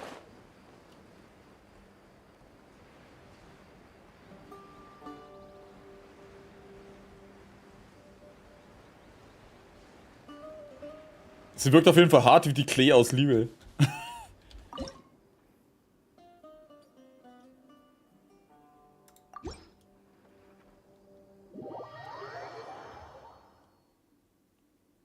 Vor mir Special Move, es wirkt halt voll so wie so ein Klee-Move. Wenn sie durch die Gegend rennen und irgendwelche Bomben schmeißt oder was das ist.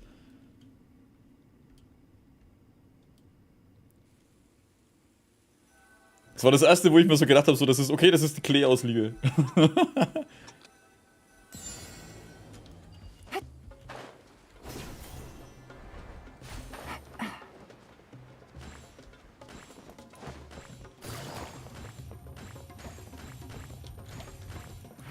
Take it easy.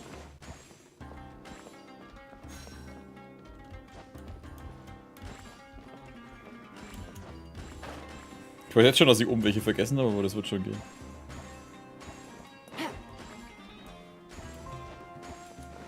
Genauso, der erste Move erinnert so ein bisschen an Xiangling mit Gobra.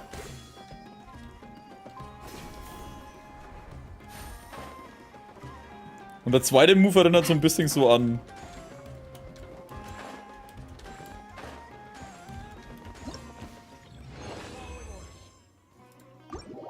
Nein, nicht nochmal. Ah, verdammt. Achso, ich bin dann einfach da oben wieder.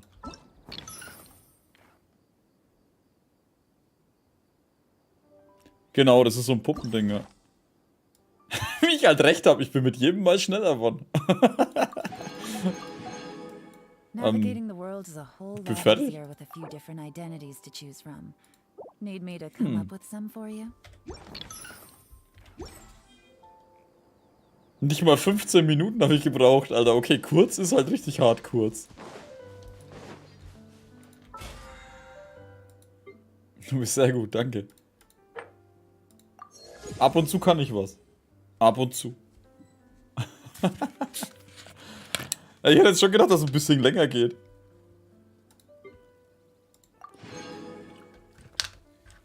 Aber gut, ich will mich da nicht beschweren. Da können wir uns mehr Zeit für andere Sachen nehmen. Jetzt ist bloß die Frage, wollen wir uns jetzt mit Heiso jetzt da weiter beschäftigen oder will ich lieber was anderes machen?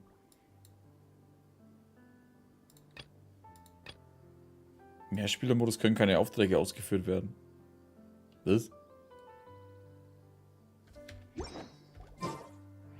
Ach so, ja, ich bin da oben im Ding. Good roll. Alright, maybe I'll take one more day off and knock out the rest. So, jetzt.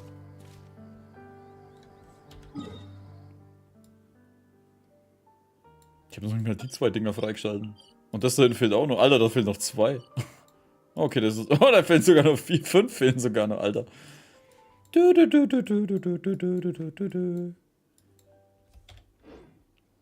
Machen wir das mit dem Xino mal? Ich glaube, wir machen das mit dem Xino. Los.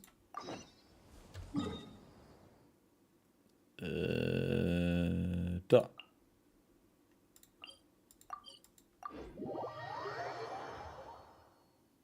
Noch ein Gebiet? Achso, das eine, ja. Das mit den Adanara habe ich auch noch nicht freigeschalten.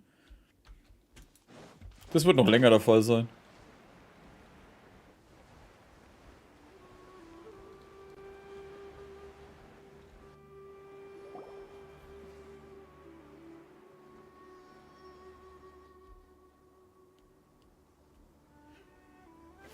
Also der klingt ja voll offensichtlich. Oh, there you are. We finally found you. Ah, it's you two. I knew I sensed a familiar presence, Also, Traveler, du könntest dich ruhig mal duschen. but I'm very busy at the moment. We'll have to chat some other time. Wir haben von den Schmuggeleien der Wissenskonserven gehört. That's right. Nabil asked us to come and check on the situation. So Nabil told you about this? Divulging my location without authorization. I'll let it slide for now. I see. Well, the situation might be more problematic than you anticipated. I've already questioned several people, but gained very little information. Long story short, I was able to learn of the secret location where the canned knowledge is being sold. You're welcome to accompany me if you're interested. Whoa, sounds pretty complicated. But having a chance to catch bad guys with Sino, it's like we're a part of the mantra. All right, sign us up. Vor allem gleich wieder unterschrieben.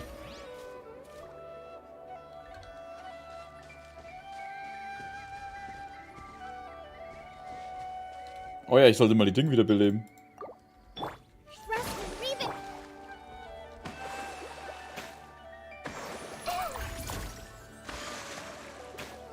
Ich habe keine Ahnung mehr, wie ich die eigentlich zum Leuchten bringen konnte.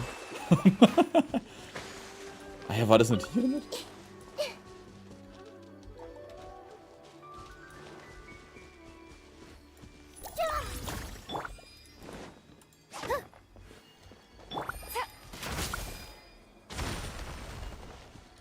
Ah. Aber warte, wir haben nicht mal einen Feuerbogenschutz gerade dabei.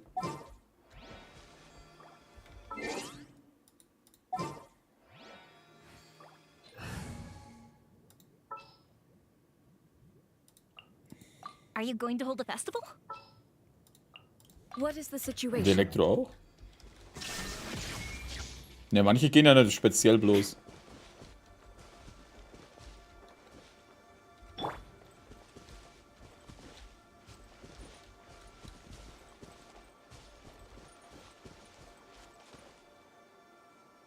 Hä? Ach so, ich muss das Ding elektrifizieren. Ja, jetzt komme ich wieder mit. Ist schon ein bisschen her.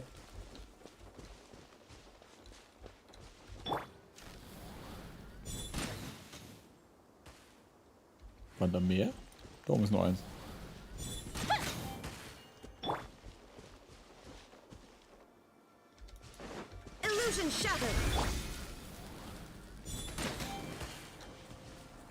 Scheiße, es sind ja noch mehr. Ist da noch irgendwo eins?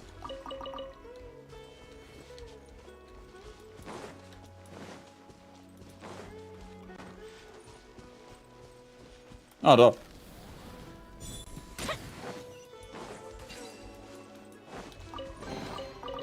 So. Wo sind wir eigentlich? Ach Gott, der ist bloß ein paar Meter weiter.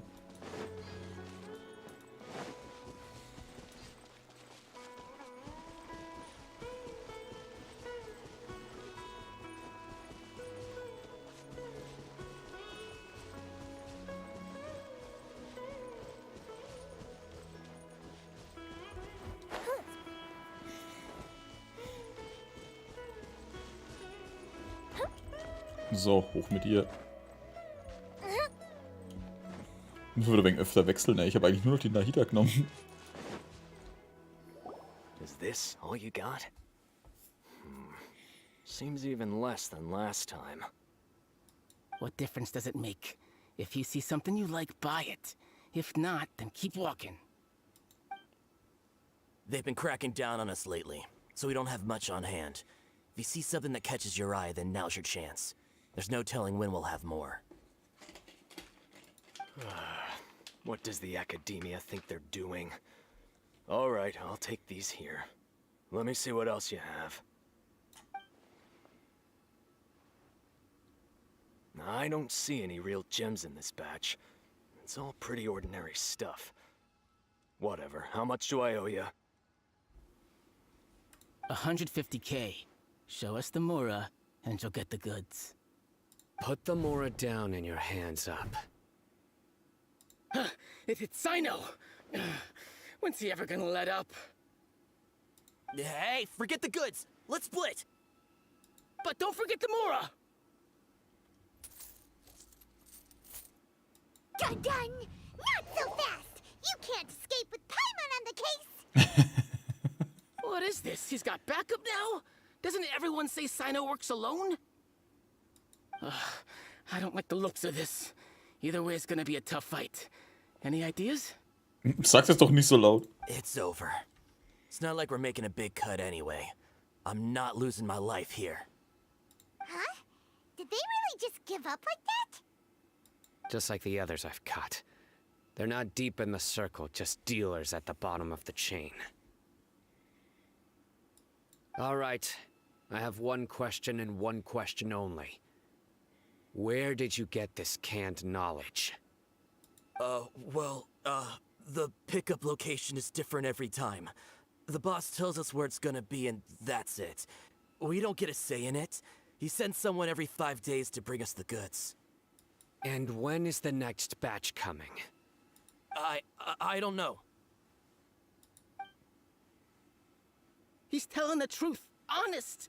Normally, we should have received a shipment 3 days ago, but we didn't get anything. The stock we have right now is from 8 days ago, which is why there isn't much left. Kein Wunder, dass Sino gesagt hat, er hat kaum Informationen. I know exactly why they didn't receive their last batch. 3 days ago is exactly when I started my investigation. I suspect who's ever running this whole thing knew that I was coming. So they cut all contact with these dealers. When you were trying to escape, you said something about me working alone. Where did you hear that from? Are you kidding? We've known your name since day one in this business. The boss warned us to watch out and even gave us info about you. But here we are. I guess we never stood a chance. They already knew all about me and were trying to avoid being detected from the very beginning. These small fries are the only ones they leave out in the open. And no matter how many we catch, it won't further our investigation. If only we had another lead. Like a merchant who sells large amounts of canned knowledge. Huh? Oh, you mean someone like Dur... Do you have a potential suspect? You'd better bring them to me for judgment. Ach so, Dori. Whoa! Judgment? That's right. I won't turn a blind eye on any dangerous suspect. Oh! Sounds like we shouldn't ever let Sino meet Dory. Wir kennen keinen Geschäftsmann. I see. Anyway, I'll think of a way to deal with these two and then continue gathering information. If you manage to learn anything, you can find me at Caravan Rebot. And as for you, I don't ever want to catch you buying canned knowledge again. If you possess any unused knowledge capsules, then you should submit them to the authorities immediately. Okay, I got it. Just keep your nose out of my business. Das ist kein Business, Alter. Hey, what's with the attitude, mister? What, you got a problem with that too? Listen, buying canned knowledge is a deal between two people, the buyer and the seller. We don't need people like you butting in on our business here. Think about it. If the academia is hoarding something as convenient and useful like canned knowledge, then they must have been planning only to use it for themselves. Am I right? Das hat sich angelohnt. The academia has clearly published the potential dangers of canned knowledge. I don't like having to repeat things. And besides, I'm sure you wouldn't listen anyway. I just hope you understand that your actions are what fuels the smuggling of canned knowledge. If I ever catch you again, I will personally see to it that you are punished. All right, traveler. I need to go now.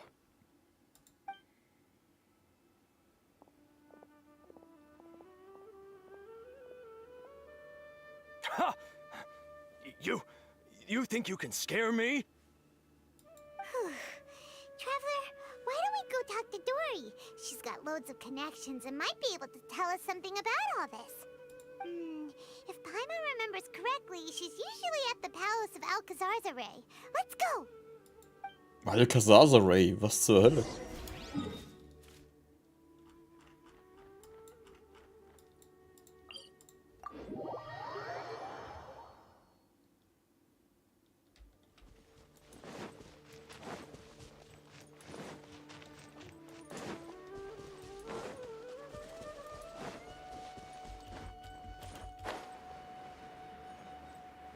Also bei mir wird erst wieder bei der DEA gezogen.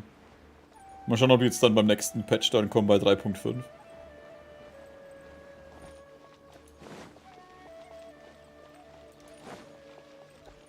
Dori, was geht? Wie sie hier einfach frei rumsteht. Jetzt hat Dori was, wo ich mit Sino passiert ist. I see, I see. So that's the latest scoop. Good thing you didn't rat me out. Otherwise, who knows where I'd have to be hiding to avoid attention. Weißt du, wer die Wissenskonserven schmuggelt? No idea. Sorry. I've already cashed out of the canned knowledge business. Huh? You mean you stopped selling it? That's right. With so much canned knowledge flooding the market, it was becoming impossible to fetch decent prices anymore. Besides, it seems that group of smugglers has practically taken over the market. It's a little rule of mine to never fight for a share of someone else's market. If I'm gonna make Mora, it's gonna be the lion's share. Plus, with regulations getting as tight as they are now, I figured I might as well just hang it up. Sounds like we came all this way for nothing. Well, not completely. Granted, I don't know who's behind all the smuggling activity, but since you didn't sell me out, I'll let you in on what I do know. After all, those smugglers have really crossed the line, butting their way into the market like that. I hope their luck runs out soon so that I can take over. I mean, so that the industry can become more fairly regulated. Hey, you just want to make more business for yourself. Die Dori halt. Ist der Verkauf von Wissenskonserven denn so erträglich? Don't underestimate its value. Think about it. You can gain all sorts of knowledge while bypassing the troublesome process of studying. Naturally, that makes it a product worth a high price. Of course, not everyone needs that kind of knowledge, but in a market as big as Sumeru, there is plenty of demand. Plus, the cost of production is relatively low, so even if dealers have to cover transportation costs, there's still an enormous profit to be made.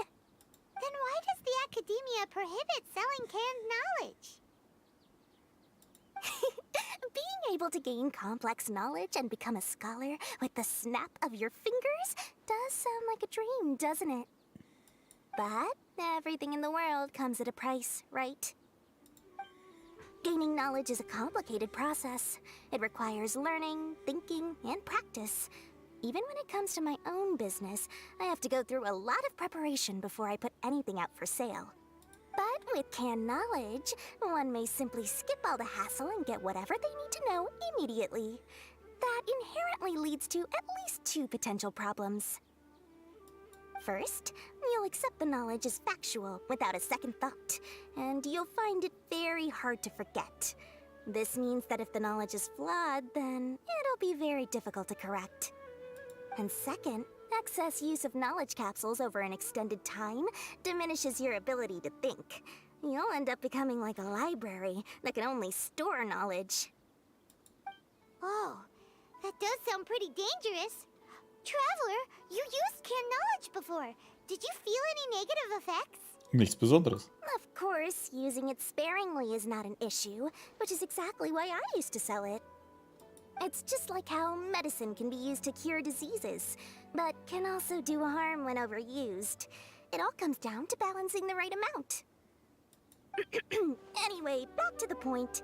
There'll be consequences if the sale of canned knowledge by those smugglers is left unchecked.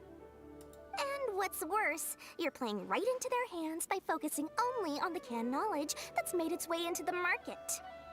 As far as I know, their real purpose is to distribute information about the Court of Desolation.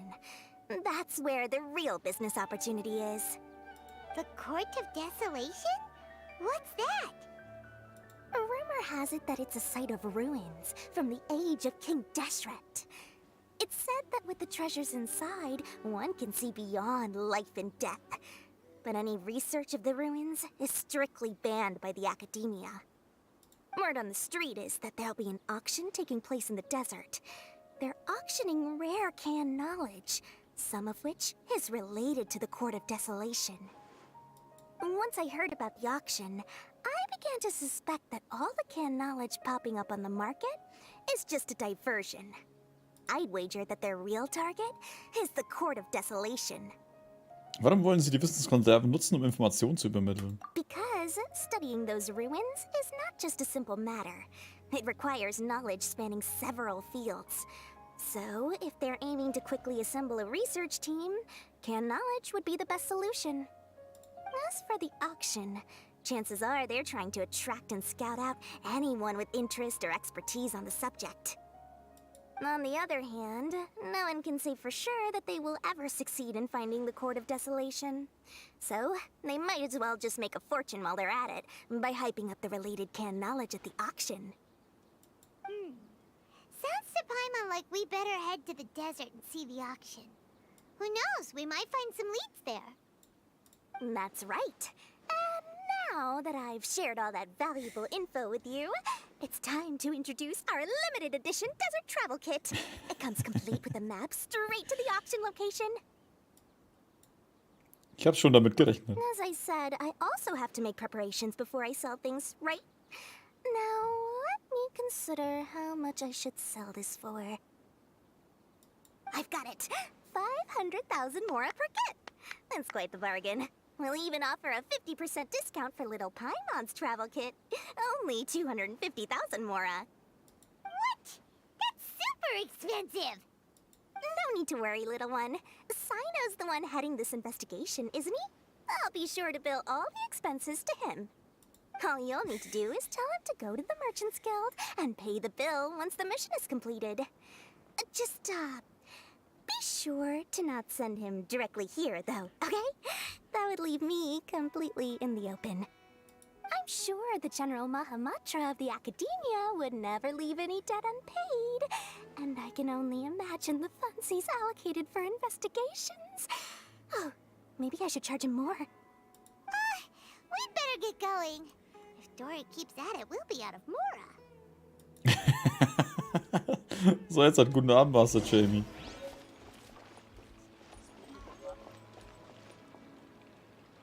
Warte, ich habe jetzt echt dieses Wüstenpaket bekommen? Wow.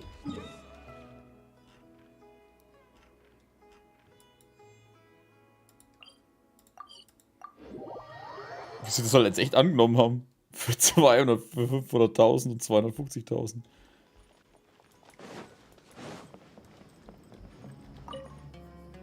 Sino! We got news for you. What the smugglers are really after is a chance to research the Court of Desolation. They are hosting an auction in the desert to sell canned knowledge about those ruins. The Court of Desolation. I won't ask how you came by this intel. But is it reliable? Sie sollten zuverlässig sein. We also heard that the Court of Desolation contains treasures from the time of King Deshret. Is that true? Partially. It was a secret place built by a dark sect from the age of King Deshret. The ruins do contain treasures, but the place is also rife with unknown dangers. According to past research, one must forfeit their life as the price of entering. They are not some ordinary ruins, so the Academia has strictly prohibited any related research. However, if they are using the canned knowledge as a way to move information and recruit researchers, then I suppose your conclusion does hold some validity. Regardless, we need to go into the desert. Forschen viele über den Hof der Trübsal? Less in recent years, but there are always those who attempt to do so, both inside and outside the Academia. After all, legends claim that whoever obtains the treasures inside can see beyond life and death, or even resurrect the dead. Death is often the greatest grievance for many people. Though they're fully aware that the chance of these rumors being true are slim, they hold tight to such fantasies.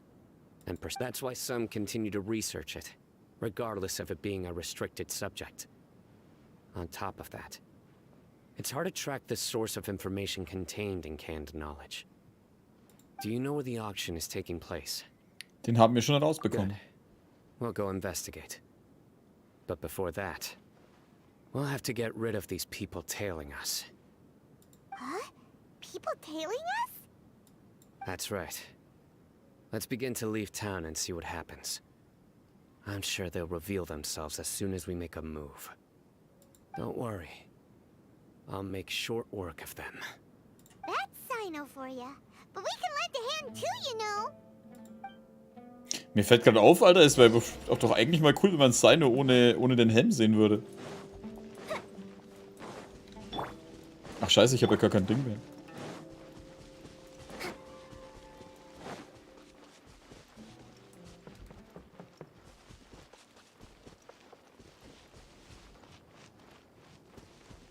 Da oben auf? Ja.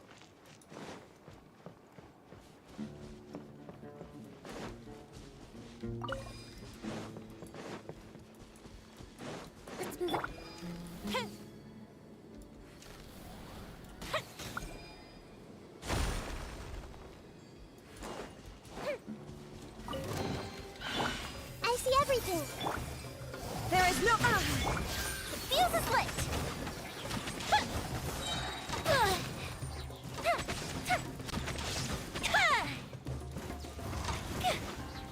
Alter, das ging jetzt fix.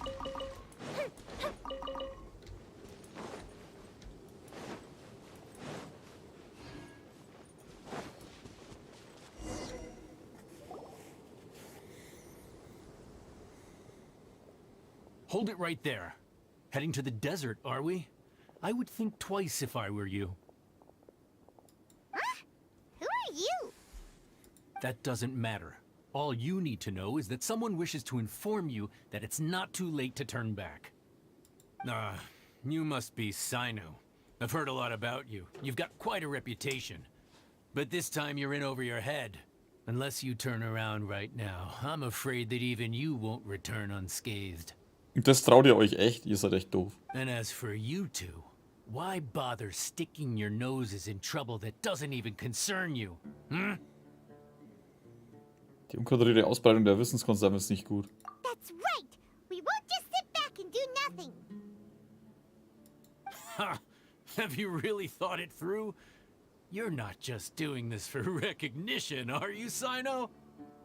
My employer said that he's willing to compromise as long as you just walk away. He could, for example, reduce the amount of canned knowledge on the market. I'm sure that would help your investigation appear to be successful enough. On top of that, he's willing to give you a cut of the profit. So you see, you get both Mora and a boost to your reputation. I can't think of a reason why you would pass that up. Is that so? Well, I can't think of a reason why I'd accept. I've heard enough. Get out of my way. Sorry, no can do. We're getting paid to ensure you disappear. Since you won't turn back willingly, then we're gonna have to make you go back. Happy to oblige. Hold the line. Take that! Everyone hold hands. Shine down.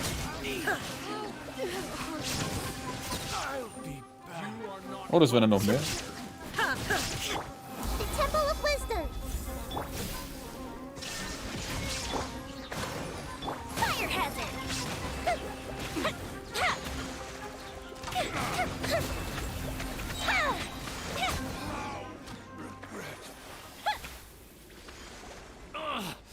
This doesn't change anything. You're Doch, in das- over your head, Sino. There will be others coming for you. You'll regret it.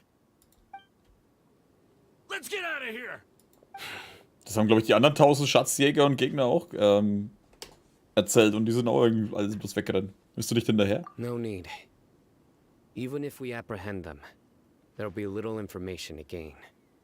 I apologize for bringing you into this dangerous mess. Just being associated with me will inevitably cause you to become targets as well. You should be careful from now on. Sleep with one eye open. Wir schlafen gar nicht. Wait, hold on. There's no way anyone could sleep without closing their eyes. Right? You'd be surprised. Anyway, just be careful. Mercenaries are never quick to forget. In their line of work, Sich nicht mit uns anlegen sollten. they may even stay hidden in some dark corner for a very long time. Waiting. for the right moment to ambush you. Ist das Sino schon passiert? Yes. I remember it like it was yesterday. I was carrying out a mission with one of my superiors. I didn't have much experience at the time, and I let my guard down after we had closed the case. My superior was injured while protecting me, and we struggled to gain control of the situation. I've become more vigilant ever since, staying alert even while I sleep. Whoa! Who could have seen that coming? Was he okay? He survived with a fractured wrist. It took 2 months for him to recover, but luckily, there weren't any further complications. Last year, he transferred to an administrative role for personal reasons, and no longer participates in live missions. His name is Taj Radkani, a very well-respected Matra. You'll have the chance to meet him someday. Anyway, our mission will be dangerous. I'm already used to such grueling conditions, but I don't want to see you two get hurt. Don't worry, Paimon will stay alert. We'll see danger coming a mile away. Ja, wir haben schließlich schon viel Ärger durchgestanden. Good. Don't worry. It won't be long till we're at the bottom of this. And once this is all over, I'll sweep away any other hidden dangers.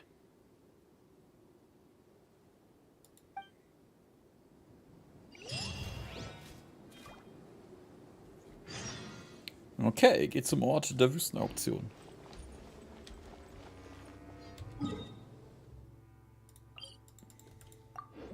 Dann schauen wir nochmal, was abgeht. Es war jetzt viel Ärger um nichts, als ob die uns irgendwie in den Hinterhalt stellen. Wir sind ja dann doch platt machen und fertig, alles ist.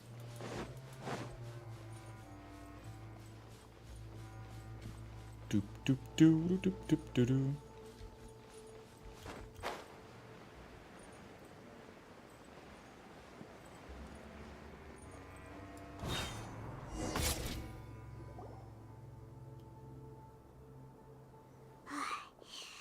So hot. If only there was some shade for us to cool off under. Machen wir eine Pause. We still have a long way to go, so you'll need to hang in there for a while longer. This is not a good place to rest anyway. Okay. But don't you feel hot too, Sino? Of course, but I'm accustomed to these conditions. Care to share any tips? Paimon's about to melt away. Just try to stay focused. Use your willpower to support your mind. The moment you start to give in is when you'll feel more tired. Take one step after another. Don't let your mind perceive your body's limitations. We must get somewhere safe before we can relax. Okay, if you say so. But where would be a more safe place to rest? Paimon thinks this is a perfectly safe place to stop. Just look around, it's just sand and desert. There aren't any monsters for miles around. Whoa! Where did these scorpions come from? Watch out. Something's not right about them.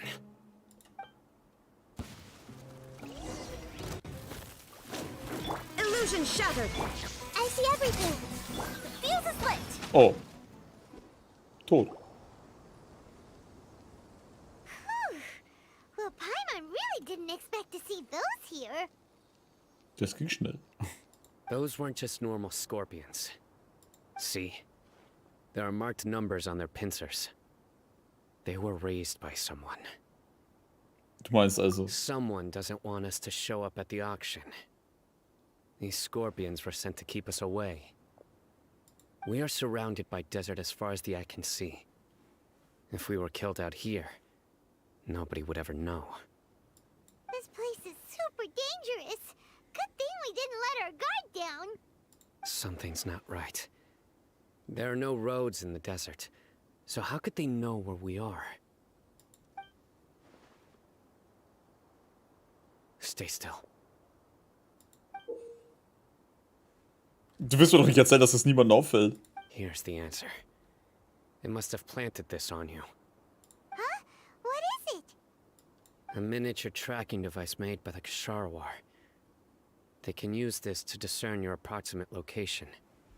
But this device wasn't licensed for mass production. Where did they get it? Could someone from the Ksharwar also be involved? But that doesn't seem right. Whoa! Paimon never knew that kind of thing even existed! Why would it be on him? They probably planted it on the Traveler during our fight with the mercenaries earlier. Tut mir leid. It was a frantic fight. It's only natural you didn't notice the device. Well, good thing you were able to find it, Sino. Now let's get rid of it. Nein, wir nutzen es jetzt, oder? No. Hold on to it for now. It might still be useful for us. Ja, aber das ist Let's keep heading to the auction. It would be dangerous to linger here any longer. Ja, aber ich habe da hinten schon wieder ein... Da hinten ist wieder eine Kiste. Alter, was wollten ihr jetzt hier? Shine down. Everyone hold hands. Oh, das war's auch schon. Let's move out. Hä? Nein, ich wollte eigentlich da... How many of them are there? Oh nein, so viele Skorpione. Was sollen wir nur tun? No escape. Hey!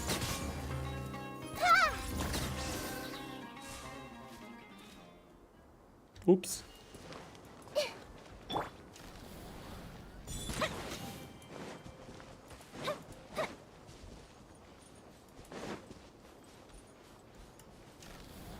Und zack. Und zack. Okay, es sind 4.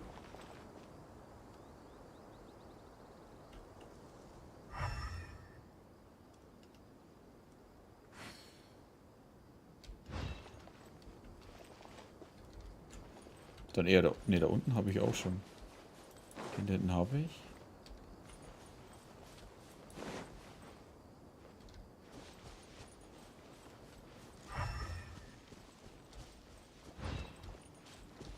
Bin ich jetzt ganz blind?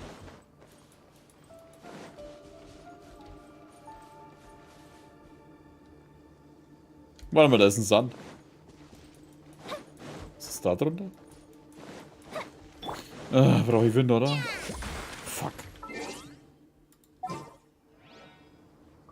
God damn it. You called? Oder auch nicht.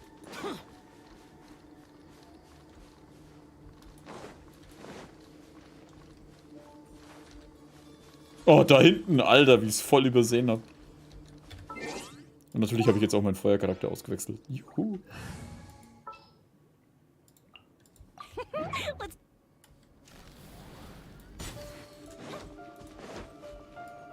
Wirklich.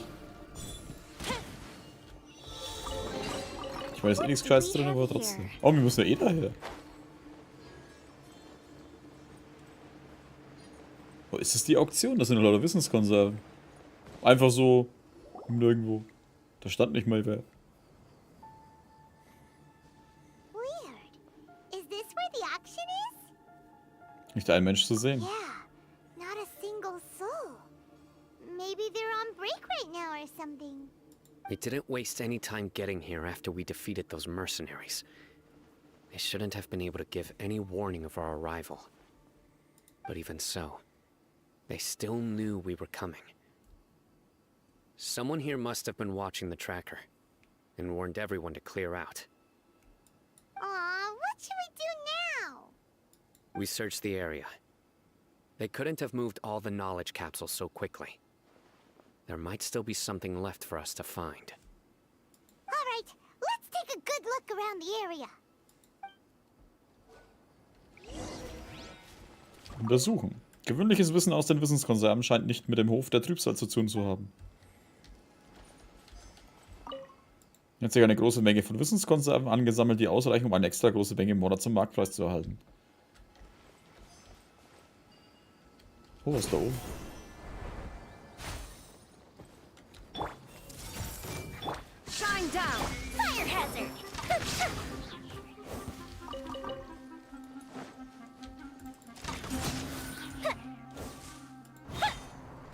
schönes Geflügel aufheben, was im Dreck und am Boden überall rumrollt.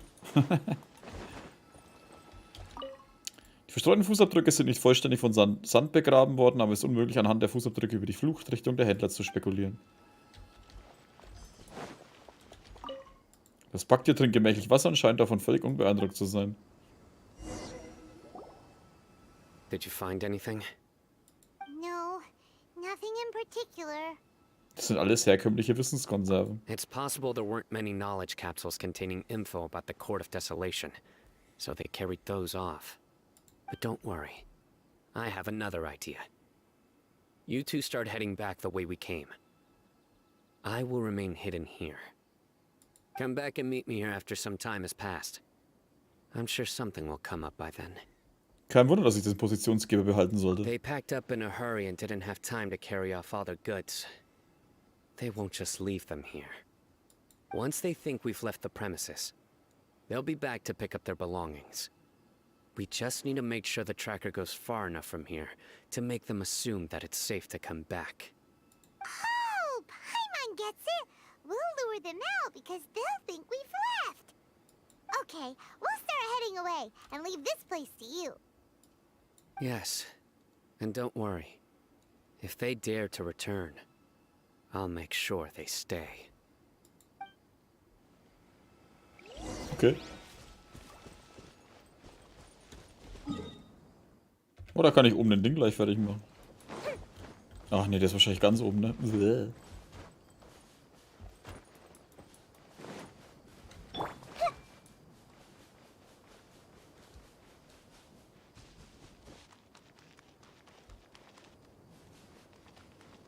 Oh, ist das eine goldene Kiste?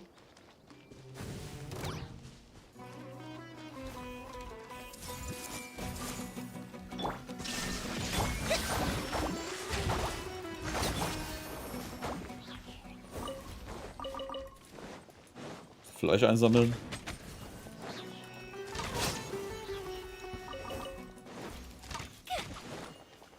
There is no escape. Row.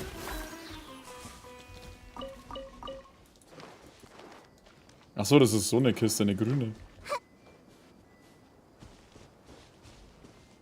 Like a lamb to the slaughter. Oh, hallo.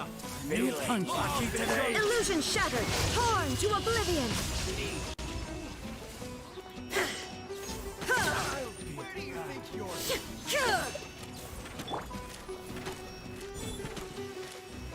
Alter, schießt du gerade die ganze Zeit daneben mit Pfeifen? Ooh, we find Gibt's da any schon? firework materials in here? Wüstenwall. Oh, da ist eine Zeitherausforderung.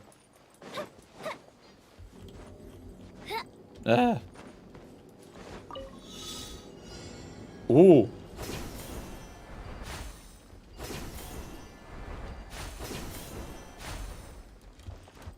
Hä? Ah! Ich hab mich verarschen lassen.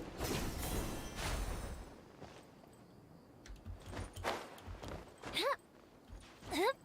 57.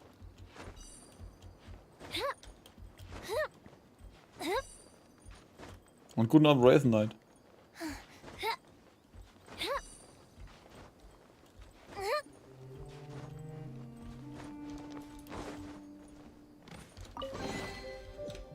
Abenteuer im Treibsand.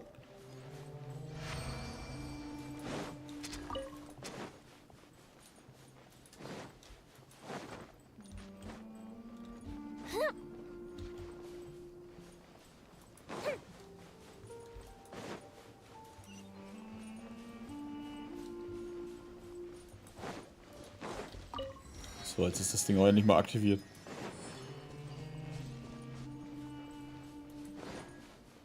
Gestern angefangen. Ja, da hast du noch einiges vor dir.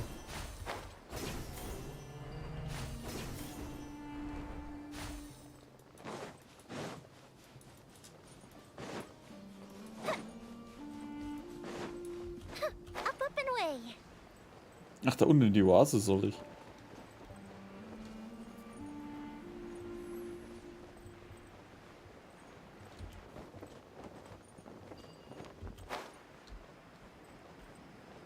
Jetzt gehen wir da hin und dann laufen wir da zurück.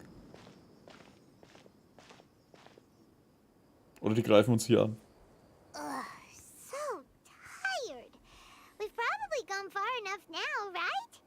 Ist in Ordnung. Yay. Let's rest for a little while before we go back to find Sino. Setz doch in der Nähe hin und rastet eine Weile. It's probably about time for us to head back to the auction. Let's go. Maybe Sino's finally found some leads.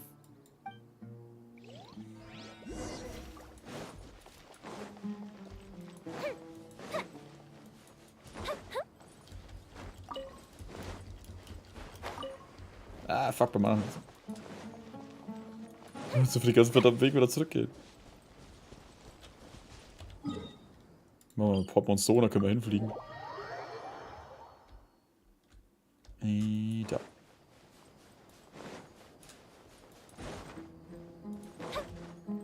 Hui.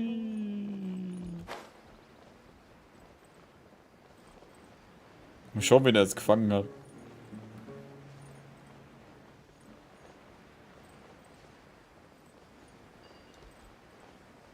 Also einer ist auf jeden Fall drin.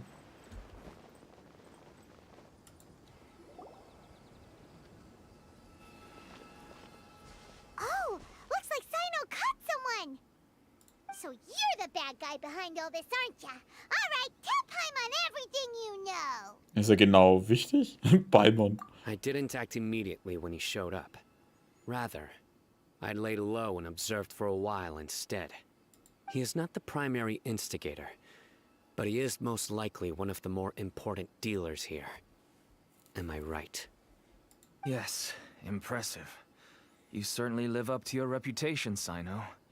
If I had any idea you were still around, I wouldn't have gotten so greedy. Huh? Greedy?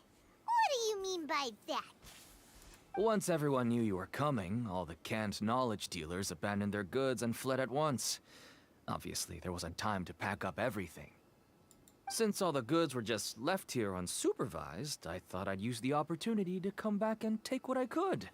You know, free merchandise is good business, but I suppose there's no use explaining it now.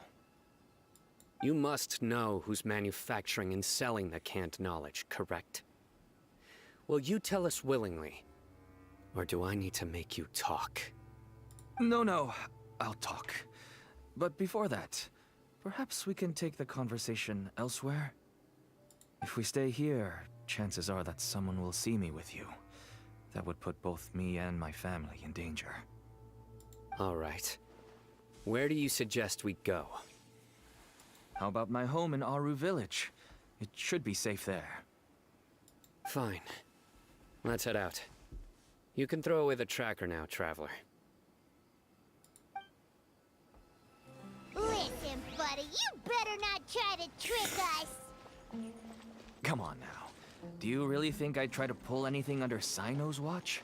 Seriously, what can I even do? Wie Paimon immer da voll drin aufgeht, so. Ich bin hier der Chef jetzt.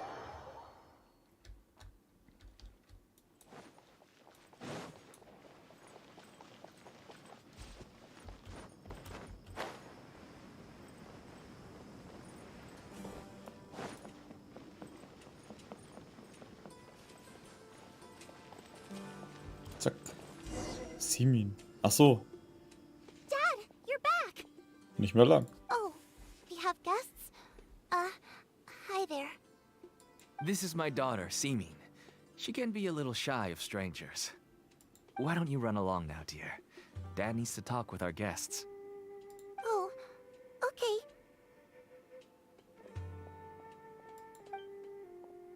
Everyone knows Sino in our business, but let me ask, who are you two? Paimon is Paimon, and this is the Traveler. To be honest, I really didn't expect to see Sino, the lone operator, working with any partners. When I saw the tracker start moving away, I assumed you had decided to just go back empty-handed. But even though you caught me, I'd still urge you to stop while you still can. You should abandon this investigation. Ist das nicht auch eine Wissenskonserve? Why is that? Everything from the manufacturing of canned knowledge to the sales and even splitting the profits. Every step of the process involves dozens, if not hundreds of people. Everyone will try their best to defend this industry that we've worked to build. It will be a long and difficult fight, even for you, Sino. And even if you manage to win in the end, no one will thank you. If anything, you yourself might even feel remorse. Why are you so bent on putting us out of business? Everyone has their own reasons for what they do. I don't have to explain mine.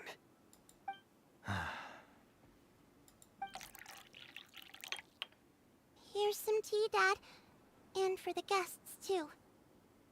Das ist große Tasse voller Tee. Right. I forgot to offer tea to our guests.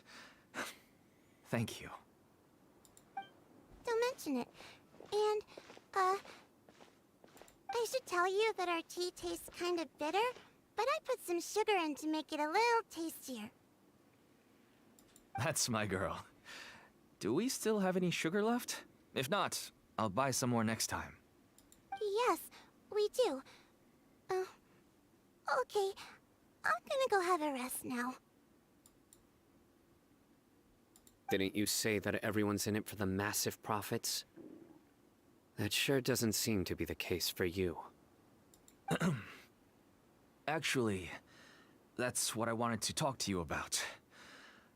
I was hoping to ask you for a favor. My daughter was born with a chronic disease, so she has a relatively weak heart and lungs. Even slightly strenuous exercise can cause her to faint and prove to be a life-threatening risk. That's why she never really had any friends to play with, and why she locks herself up in her room most of the time. She has to take lots of medicine, and it doesn't come cheap. As for me, I was just an average merchant. I would wake up early and travel all around to make a profit. But the Mora was still nowhere near enough. I could only watch my daughter's health deteriorate day by day. Until one day, someone reached out and showed me a way to really make a profit. Selling canned knowledge? That's right. With all the Mora I made, I could finally afford medical treatment for my daughter. Nothing made me happier than seeing her get better. There are many others like me.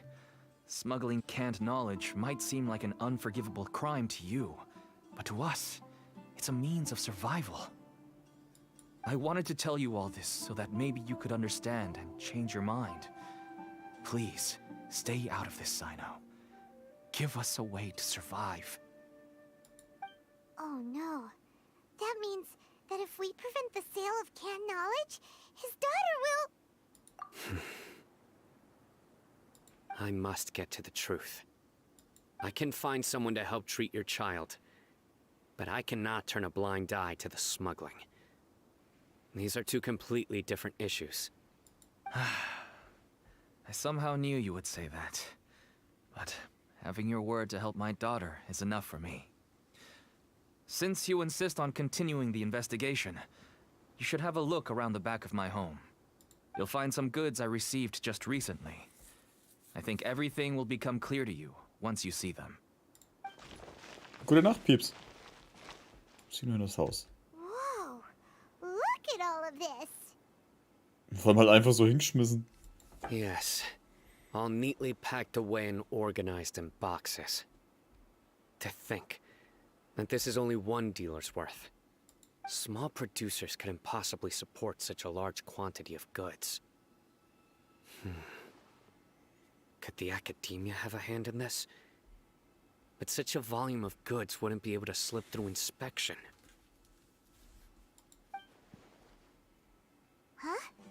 Look! These seem different from the other knowledge capsules we've seen. Maybe they contain knowledge about the Court of Desolation. Yes, that would make sense. Wait, what's this? Ein mir unbekanntes Zeichen. Yes. It's a Matra seal, indicating that the goods have passed Matra inspection. I started to suspect that someone in the academia might be involved when I found the tracker earlier. But how they could ship so much canned knowledge out of the academia was still a mystery. The pieces have now all fallen into place. With this Matra seal, Goods can leave the academia without undergoing a second inspection. No wonder they don't want me to investigate. It turns out that a mantra is behind this. Even I find it hard to believe. Vielleicht ist es ein Missverständnis. Could I ask you for a favor, traveler? Since all this canned knowledge came from the academia, then it's highly likely that the knowledge regarding the Court of Desolation originated from research files stored within the academia. If we can enter the repository, we can find out who accessed these files. But, considering my current status, if I suddenly show up at the academia now, it will only draw unnecessary attention. You'll need to be the one who checks the records. I'll write a letter to Nabil, and he'll take you there. Sure thing. Leave it to us. I'll also keep working here in the meantime.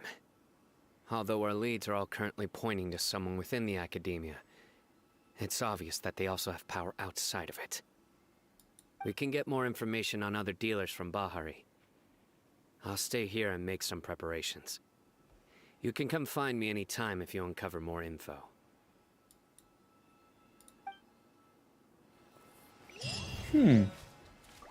Sinos Vorstellungsschreiben. Bahari? If you start sniffing around the academia, it won't be long before people catch on to you. And once word gets out, they'll soon be after my daughter and I. Don't worry. I'll find them before things escalate that far. But if you still feel uneasy, then why don't you tell me about anyone else you know who is involved?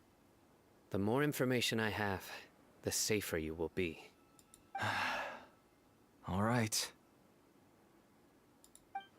Tja, kommt halt davon, wenn man so ein Business ist. Aber andererseits ist es natürlich auch verständlich, warum man keine Wahl hatte.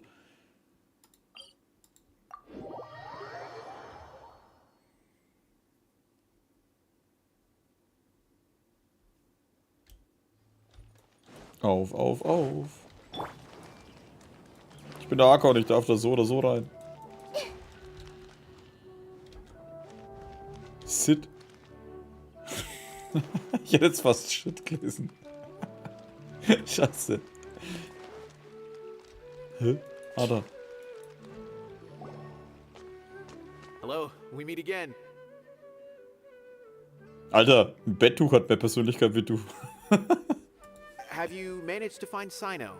If so, how's he doing? Ach stimmt, das war der, wo mich drauf angesetzt hat. Du hast Nabil einen Brief von Sino gegeben. I read the letter and must admit that I hadn't expected things to be so serious. Sorry. Had I known it would be so dangerous, I never would have gotten you two involved. It's alright. We wanted to help Sino too. I can tell that he really trusts you. The research files stored away in the restricted repository are far from ordinary. Everything there is essentially about dangerous research that's forbidden by the academia. Even I don't usually have authorization to enter, but with this letter from Sino, it shouldn't be a problem. Verbotene Forschung? That's right. Granted, the academia is very supportive when it comes to research. They encourage scholars to conduct all kinds of studies. However, some forms of research have proven to be so dangerous that the Matra have to step in and put a stop to them. Normally, after some particular research becomes prohibited, the majority of the related files will be destroyed. But some information may be retained as a record to warn later researchers. Such information is kept in the restricted repository, which is heavily guarded. Follow me, I'll show you. Hopefully, we'll find the answers that Sino is looking for. The restricted repository. Sounds kinda dangerous. We'd better keep an eye out. Als ob wir nicht sowieso schon einen Haufen gefährliches Wissen haben.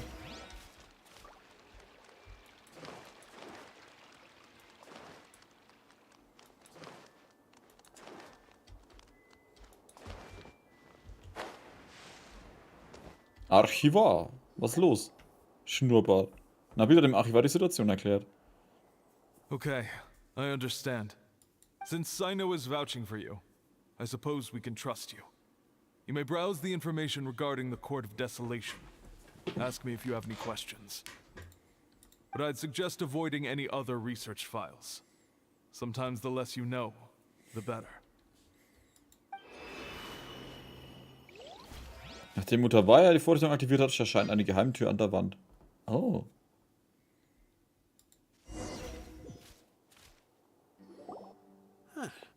So this is the restricted repository. I never thought I'd see the inside of it. This is a first for both you and me. Soll es sein, oder? There are many who do not openly converse with others within the academia.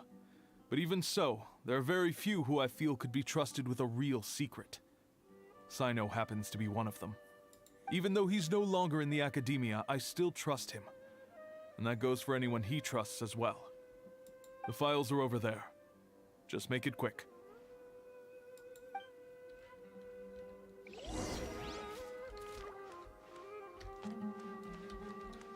Forschungsdaten zu mechanischen Lebensformen. Berichts über einen Stoffkundegelehrten, der von der Akademie verwiesen wurde, weil er mechanische Lebensformen studierte. Ah, das war der eine, den wir gefunden haben, da wo der Roboter mit dem Tainari. Versiegelte Materialien, Hof der Trübsal. Trotz wiederholter Verbote wurde die Forschung zum Hof der Trübsal in den letzten 10 Jahren fortgesetzt.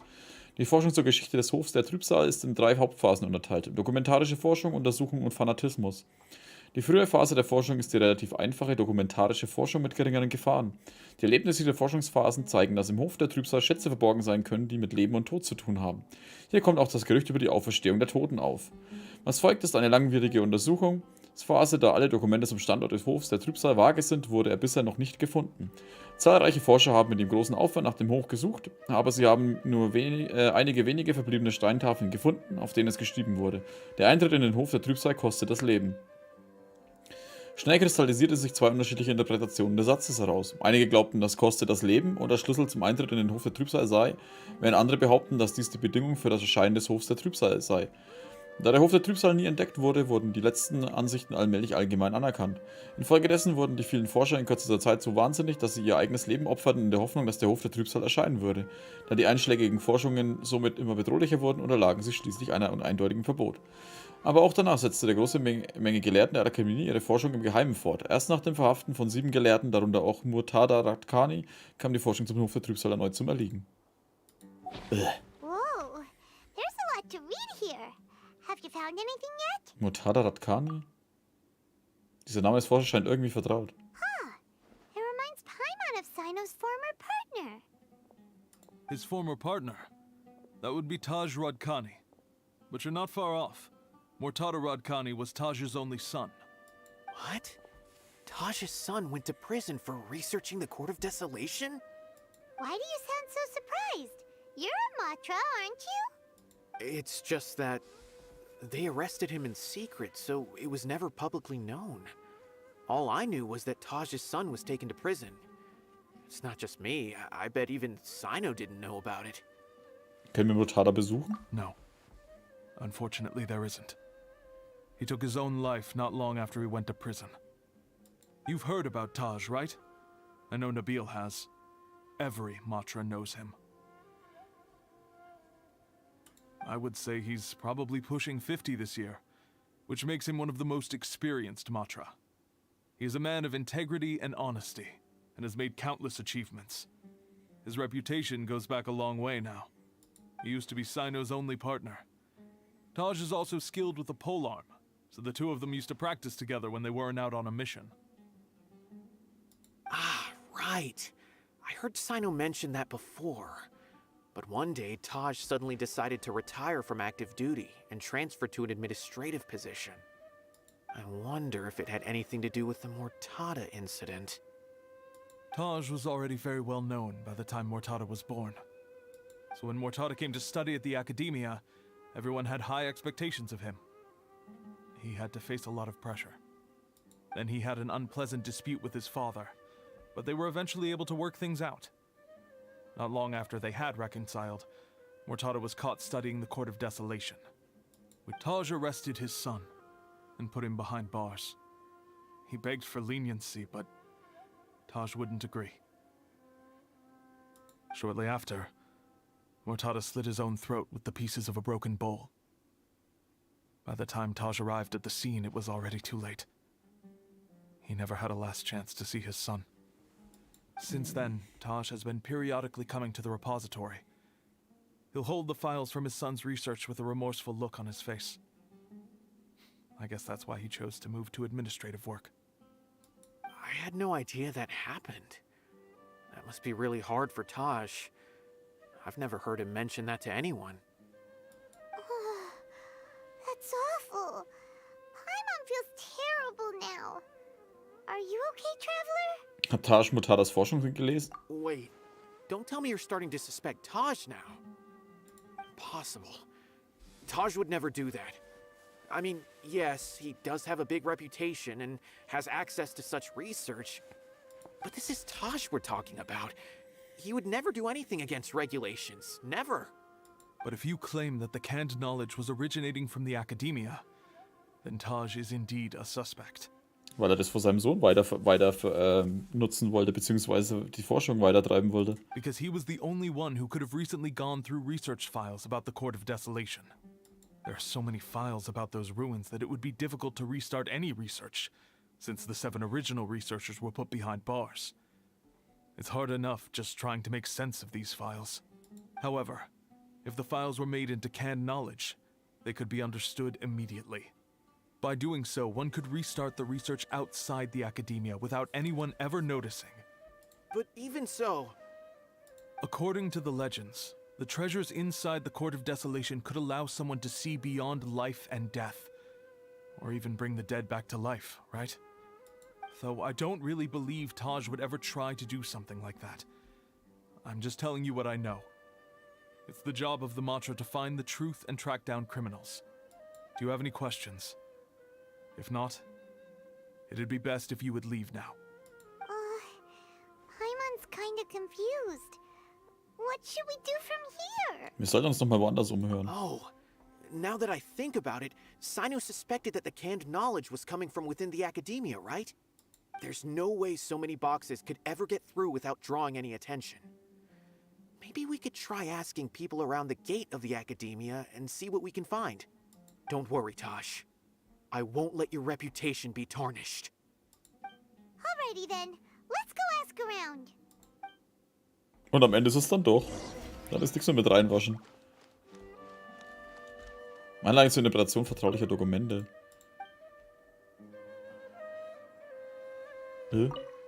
Berichten über den Redelehrer Gelehrten, der wegen des Entziffern verbotener Dokumente zu einem Gefängnisstrafe verurteilt wurde.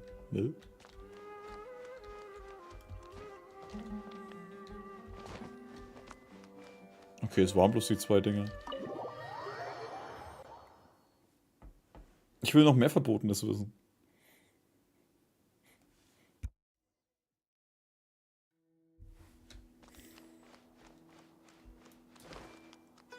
Halt, warte. Wie muss ich jetzt da hin? Ah, davor.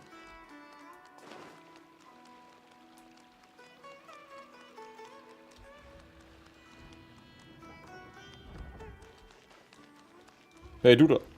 Badr. Excuse me. Have you seen any large shipments of goods leaving the academia recently? Huh. Well, yes, but isn't that pretty normal? The academia consumes so many resources each day. Everything from cooking ingredients, raw materials, even equipment for experiments. It's normal for goods to be coming in and out. Right, but we're looking for shipments with a Matra seal. Have you seen any like that? That I'm not too sure of. I normally wouldn't notice whether the goods have any seals or not. Maybe you should ask someone else.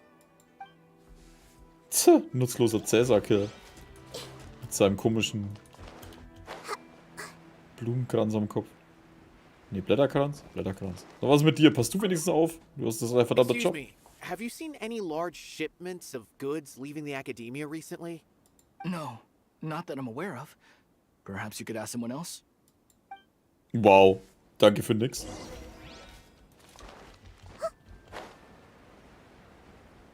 Nee, keine Ahnung. Ich stehe hier nur und schaue dumm. Ich werde nur fürs Stehen bezahlt, nicht fürs Arbeiten.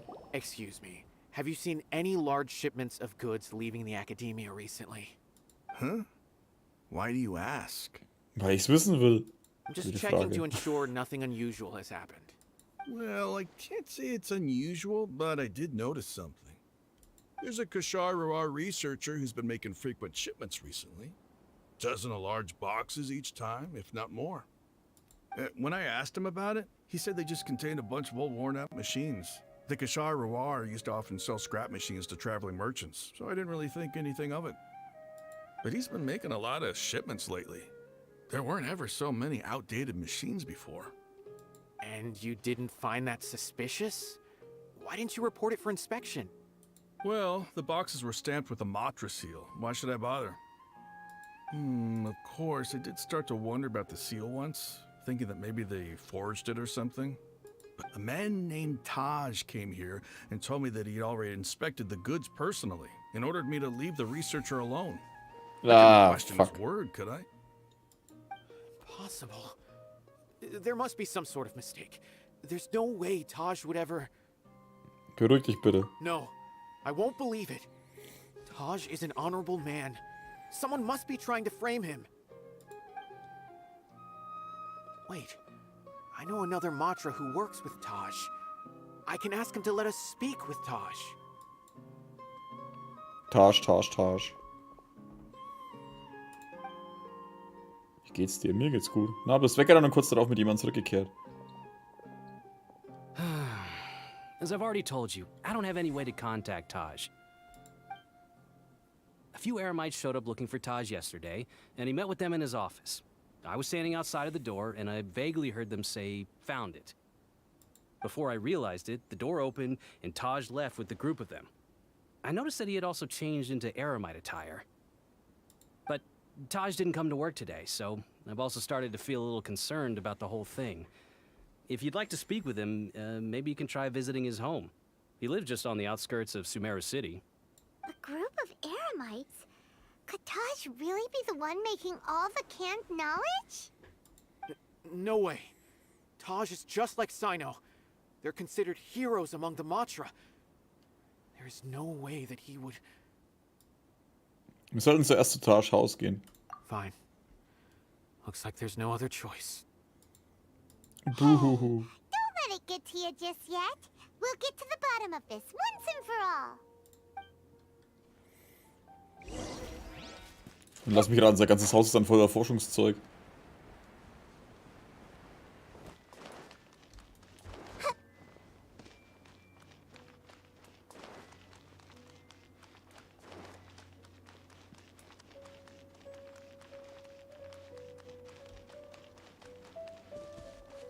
Da. Aus der Bahn. Aftab. So, this is Taj's place. There doesn't seem to be anyone here. Für das, dass das so ein legendärer Matra ist, hat er eine ziemliche Hütte, ey. Well, what should we do then? Do we break in? No. Wait, the door's unlocked. Did Taj leave in a hurry? Ja, ja. Well, anyway, we're still not sure if he's the real culprit. Probably not a good idea to go in without permission. Wir haben sowieso keine andere Wahl. You're right. Even if we apply for a warrant now, we won't be able to do anything until tomorrow at the earliest. This is an emergency. I just hope Taj doesn't mind. Taj Haus betreten und Essen durchsucht. What's this? It's a paper full of names written on it. Oh, and a map. Nabil, can you make any sense of this? Geschäftspartner. Yes, this is definitely Taj's handwriting. These papers look like records. These are the transactions between Taj and some other people. From the look of the numbers, the scale of this smuggling case is absolutely massive. The whole operation involves more than 300 people, including dozens of celebrities. These are famous scholars, merchants, mercenaries. Der Vogel einfach so. I have a feeling that Sino might be unaware of what he's up against. There's no way anyone could face such a large organization on their own. Vielleicht weiß er es. You're right. That's just who he is. As for the map, it appears to indicate the location of the Court of Desolation. Let's take it to Sino and let him decide how to proceed.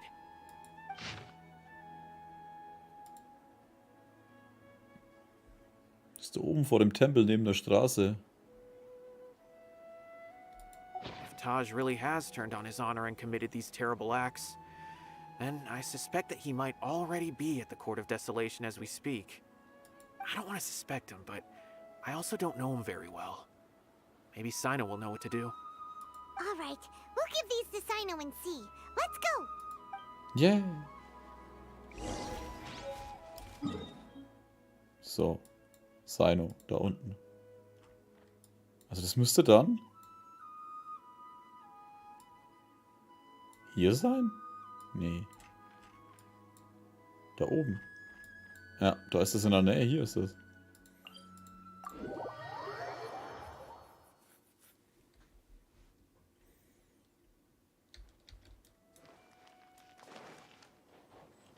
Ba, ba, ba, ba, ba, ba, ba.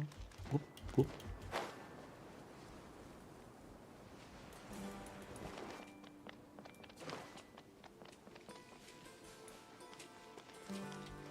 Ich bin gespannt, was jetzt abgeht. Sino erzählt, was hier inzwischen passiert ist. Well, Sino, what do you make of it? Taj. It's been a while since I last saw him. From what I remember, he is a straight-laced man. Although he would resort to extreme measures from time to time. So do you think he's the one behind all this? I'm still not sure. I cannot imagine how devastating the incident with Mortada was for him. Nor can I deny the possibility that people can change. Whether it's out of love for his son or for other reasons. We have to see for ourselves to judge him. Or rather, Die the derzeitige, person he's become. die derzeitige Beweislage deutet auf ihn. That's right. It's clear that he had a hand in this case, yet he made no report of it. That's also why I need to see him. I must ask his reasoning and judge him myself. Time is ticking. Let's go. Autsch.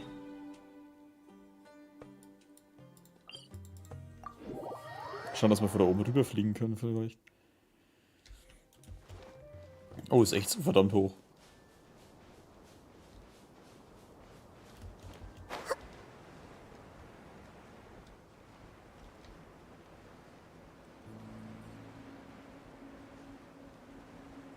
Bam, bam, bam, bam, bam. Ägyptischer Sauron. Jetzt bin ich mal gespannt, was dann da kommt.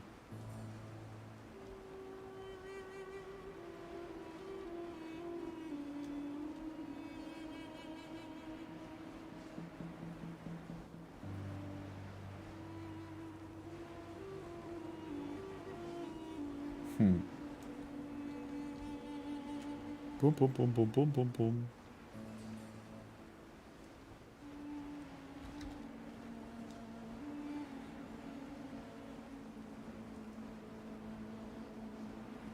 Oh, da unten sind Hühnchen. Meine Hühnchen. Ungefähr so.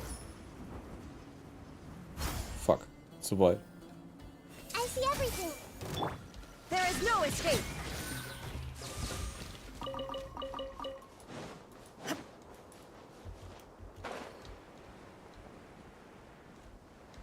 Das sind die ganzen Skorpione.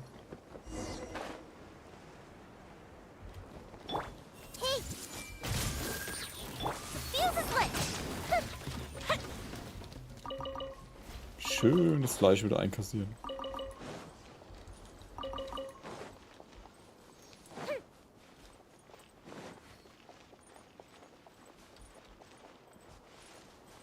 Domäne, oder?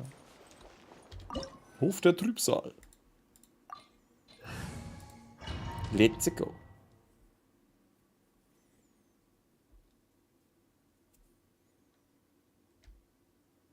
So this is the Court of Desolation.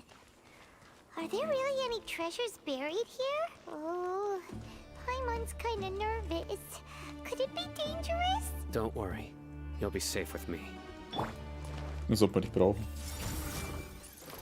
Illusion shattered.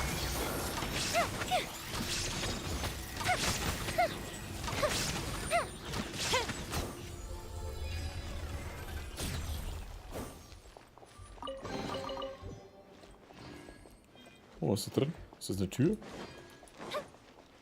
Bum, bum, bum, bum, bum, Look, bum. these walls have definitely seen better days. Was there some sort of fight here? Let's keep going and see what we can find.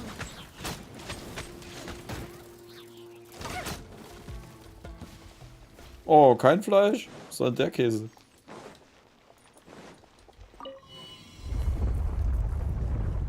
Ja. Whoa, is it just Paimon? Or did that passageway just rotate? It's not gonna start moving again, is it? Either way, we should be careful.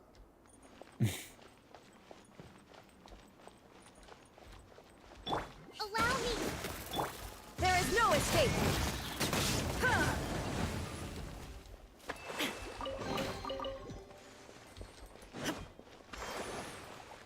Ich bin mal gespannt, was wir jetzt dann am Ende finden in dem Tempel. Ein Aufzug. Oh.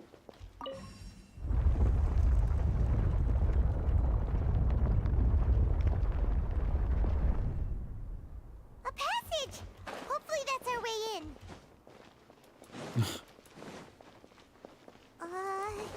That eye seems to be staring right at us. This place gives Paimon the creeps. You go first. Bleib locker, Palmer.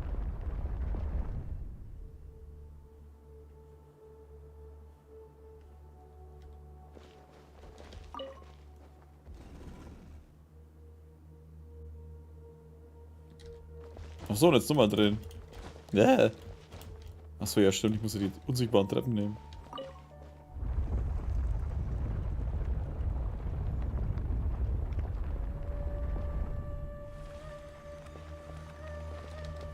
Ist auch so ein typisches, oh, wir haben zu viel Geld und Steine, wir bauen jetzt einfach mal so einen Scheiß, der wo sich drehen kann. Was ist hier los? Illusion shut. Committed to memory.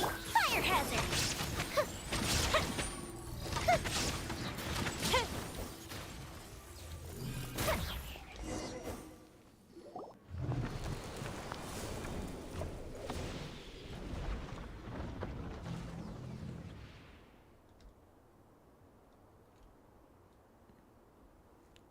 Hä? Oh, ich dachte, jetzt kommt wer auch. Erreiche Tiefen des Hofs des Trübsals. Da steht er.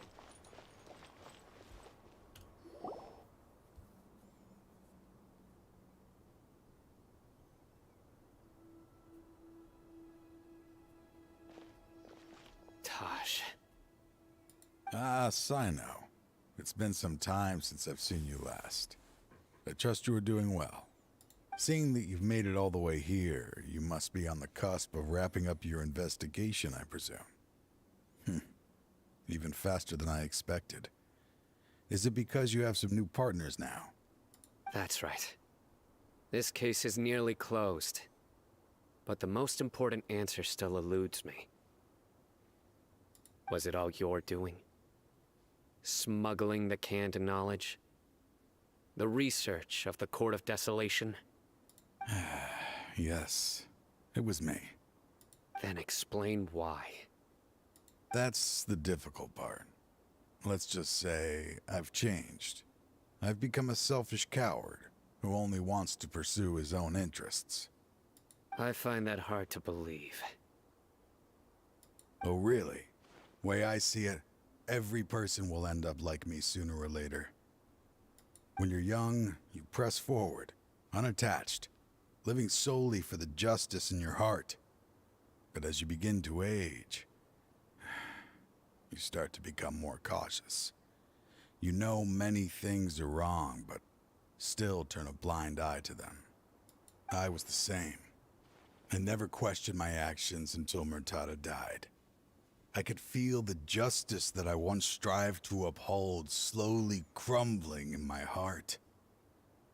I was completely dedicated to all that I did, but as I grew older, I found myself feeling alone, miserable.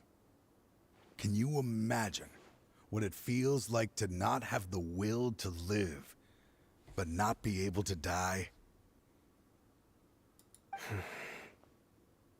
Murtada was sent to prison by my own hands. I set myself on this painful path. My son hated me till the day he died, and now I must live with that pain and regret. I failed him as a father. But now I have a chance to make it right. A chance to reunite with him. The Court of Desolation. Here lies the key to overcoming life and death. The power to even bring the dead back to life. So, did you already find what you needed here? See this door behind me? Behind it lies the treasures that I seek. I'm so close, Sino.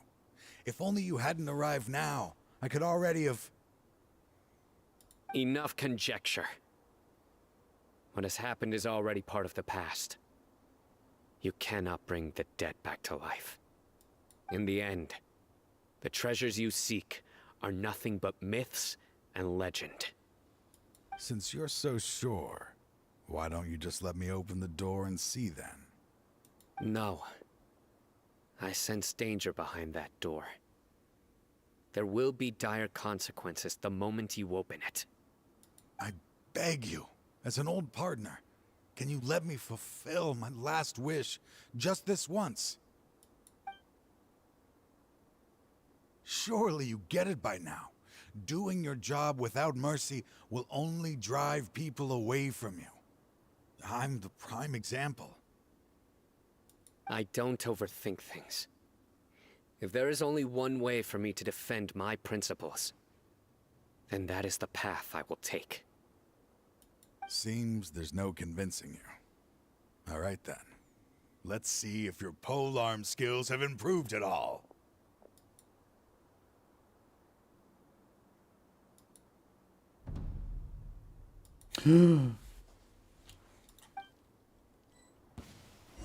Warte mal, spielen wir. Power is mine. Oh. I will set things right no matter what. Eigentlich wollte ich jetzt nur mit dem Ding spielen, aber okay. Wenn ihr meint, ihr müsst die ganzen anderen Viecher auch mit rausholen, dann machen wir das so. Und machen kurz einen Prozess mit dem Ding. Your strength. You feel it, don't you? I'm stronger than you remember. I gained new power when I entered the Court of Desolation. This is only a taste of it. Once I open the door behind me, this power will be complete. Even life and death will have no grip on me. Uh-oh. We have to stop this guy! I won't let you open that door. I wouldn't be so sure. I'm afraid it won't be easy to stop me now that you're injured. Or are you ready to sacrifice your life for this? I'll do what I have to. I still remember when we first became partners. You were always charging forward and putting your life on the line, just like now. Even after all this time, you still haven't changed. You haven't changed either. You left that list of names and map in your house on purpose, didn't you? All of this was just part of the act you were putting on. What happened just now was also part of your plan. You might have fooled those on the list, but you will not fool me. I had my suspicions from the beginning, but I couldn't be sure until we fought. If he really had changed, your fighting style wouldn't be as it was before. Huh? What do you mean, Sino? He never planned on opening the door. His true intention was... What's happening? Seems our time is running short. Let me make this quick then. After Mortada died, my spirit was crushed. For a long time, I was hoping this reality was just some terrible nightmare. I hoped I would just wake up and be able to see his smiling face again. That is when I was approached by someone who wished to collaborate and find the Court of Desolation together.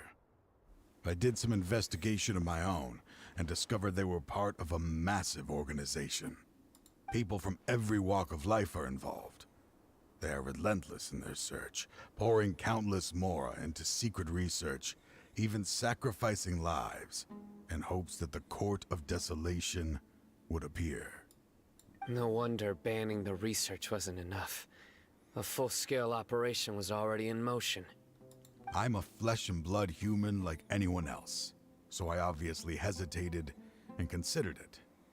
The thought of bringing my son back tugged at my heart, but in the end, I came to my senses. I suddenly came to a realization amidst my suffering.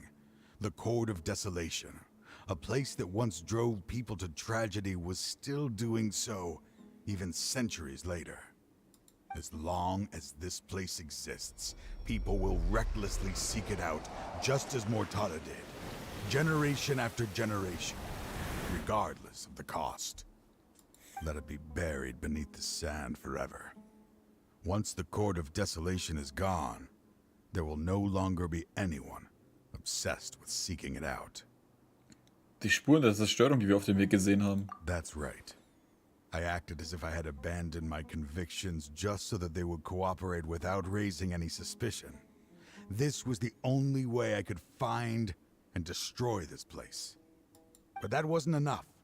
I needed someone I could trust to bring the organization to justice.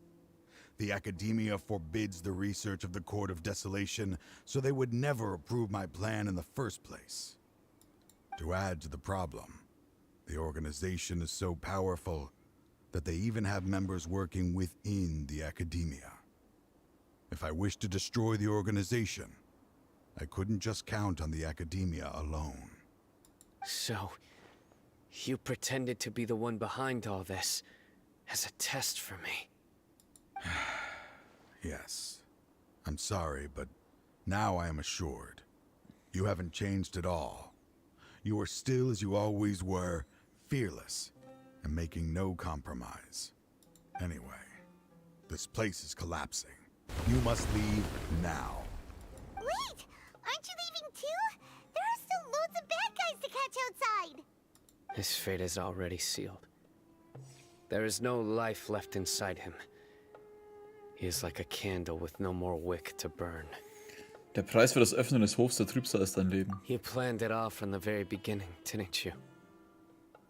Risking being treated as a traitor to collaborate with them. Sacrificing your own life to open and destroy the Court of Desolation. Regardless, I made a grave mistake by allowing the smuggling and the research of this place. Let this be the final judgment on myself. I was always so busy with work that I never made time to fulfill Mortada's wishes. Finding this place was his biggest wish. Since I'll be reuniting with him here, I can only hope he won't have anything more to hold against me. I'll leave all those people on the list to you. Sorry for all the trouble I've caused. There's nothing to be sorry for. We are partners. If you see Mortada, send him my greetings. Goodbye, old friend.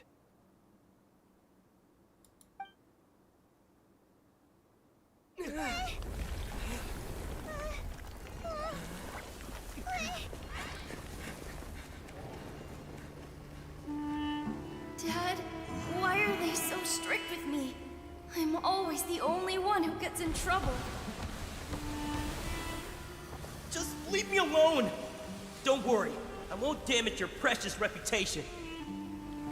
All right, Dad. Let's start over.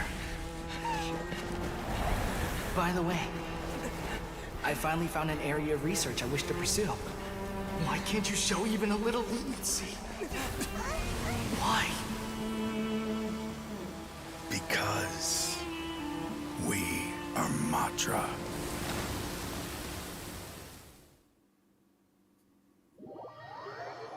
Okay, war eine schöne Story eigentlich. Mit einem traurigen Ende. Aber an sich war die Story echt gut, fand ich.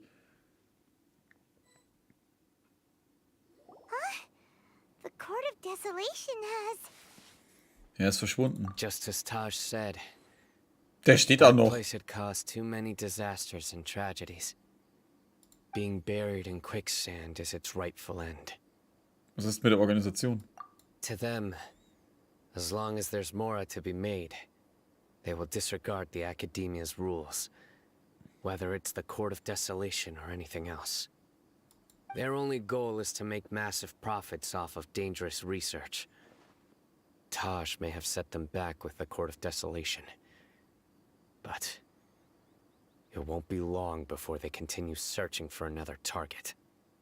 That's an opportunity that I will not let them have. We'll help too. Thank you, but you've already done enough. Just leave the rest to me. I will bring them to justice myself. Besides, I promised you that I would sweep away any potential danger. So, that's what I'm going to do. Wait for me at Caravan Rebop 4 days from now. Ja, war ziemlich cool. So. Achso, in 4 Tagen. Caravan Rebop da.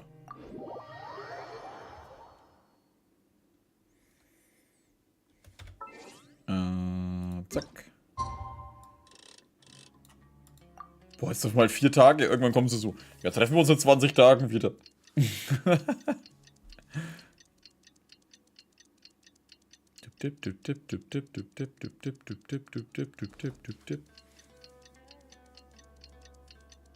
Ja, war eine coole Geschichte, Klaus.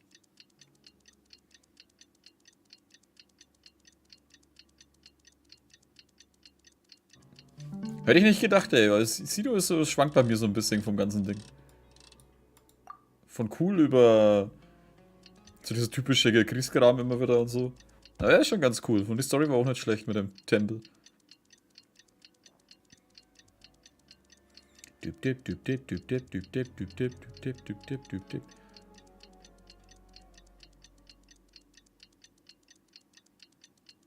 Heute noch?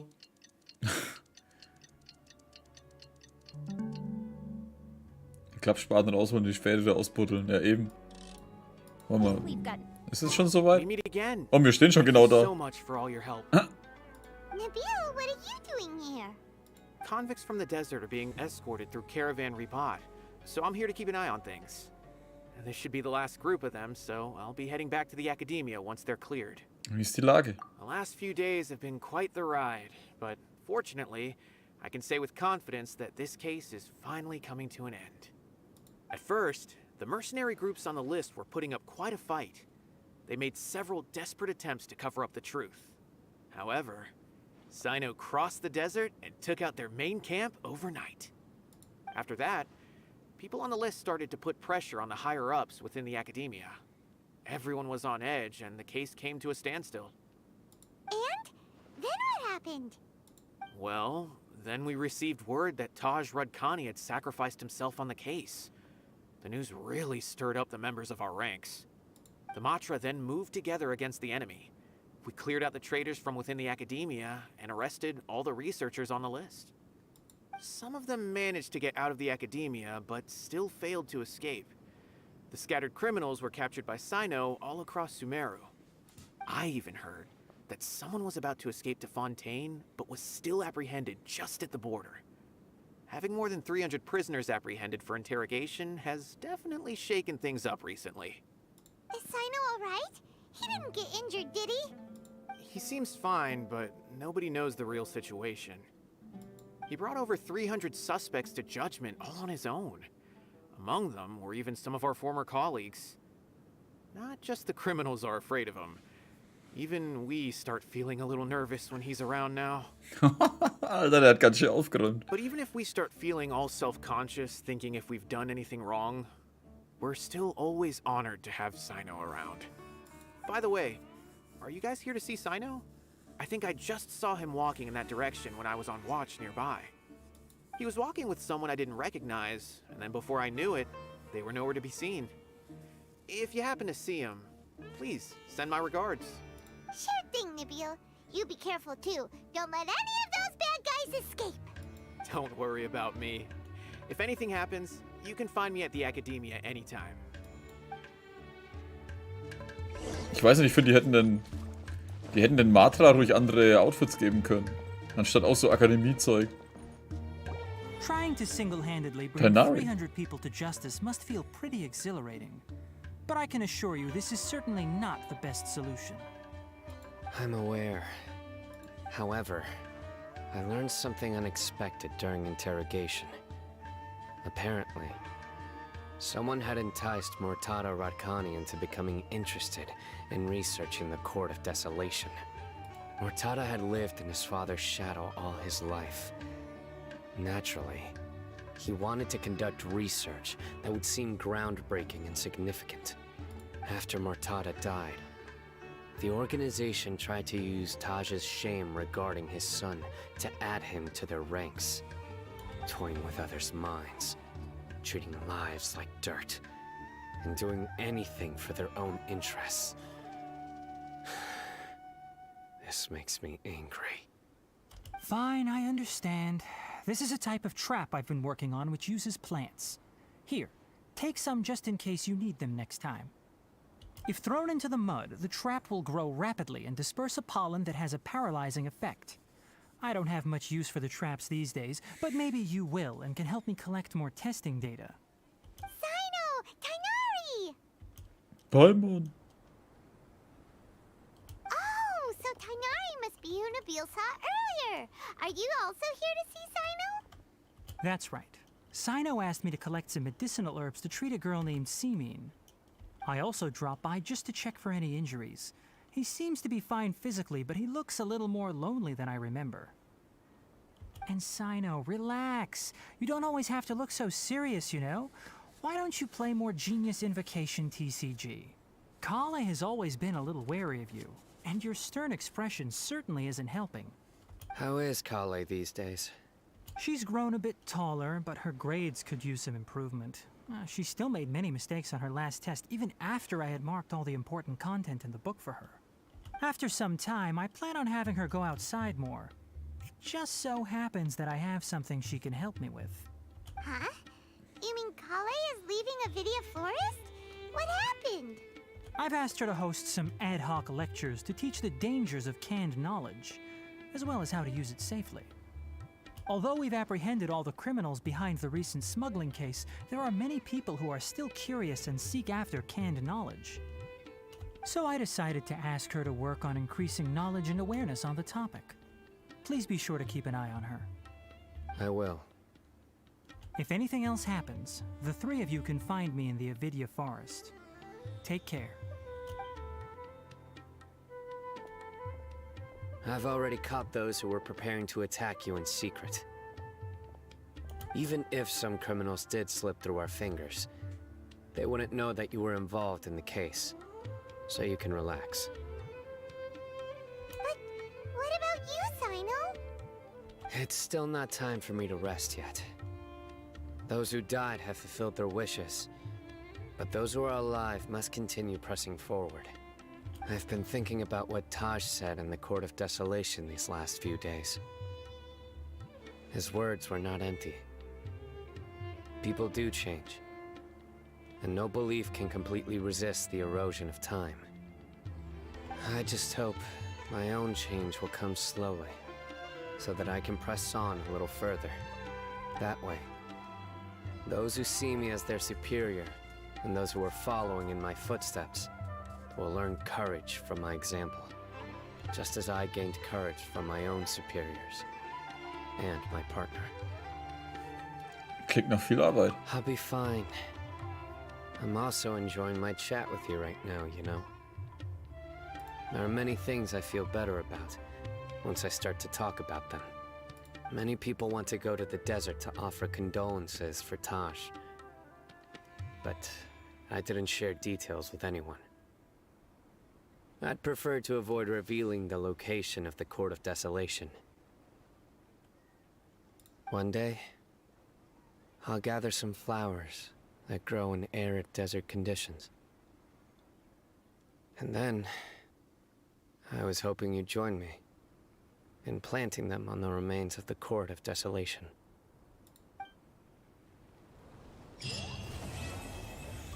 Schön, Lupus aureus. Oh, der knackt zum Shepard überall. Mahamad Racino. Geschäftszeiten. Haben wir Ihnen je gesagt, dass er das andere Zeug eigentlich zahlen muss? By the way, something strange happened a few days ago. Die A Ausgaben? merchant approached me and requested that I cover the cost of a desert travel kit. 1,250,000 mora. I didn't remember owing anyone mora, especially not that kind of amount. So I arrested the merchant on charges of provocation and disturbing the peace. Do you know anything about this? Nope. Paimon has no idea what that could be. Haben die dort jetzt eingesperrt, Alter? Was geht ab? Finde ich sehr gut. Film machen aus 2 Stunden Film. Es kommt ja ein Anime zu Genshin Impact. Gute Nacht, Schunchen. Wie viel Spielzeit hat das Spiel? Boah, keine Ahnung, 50 bis unendlich? Also du kannst unendlich viel Spielzeit reinstecken, je nachdem wie viel du willst. Genau, an der Stelle brechen wir dann nochmal die Aufnahme ab.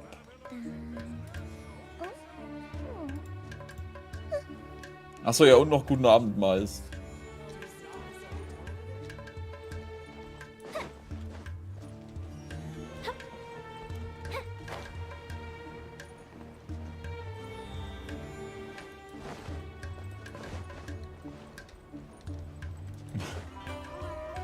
Ja, aber coole Story auf jeden Fall. Aber ich denke, mit der werden wir dann heute auch abschließen.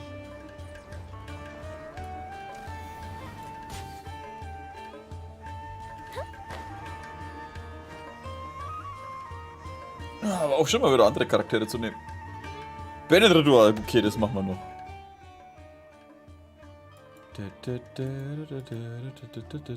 Das vergesse ich mittlerweile schon immer. Wir brauchen mal einen höheren Berg, wo es sich lohnt, ihn runterzuschmeißen.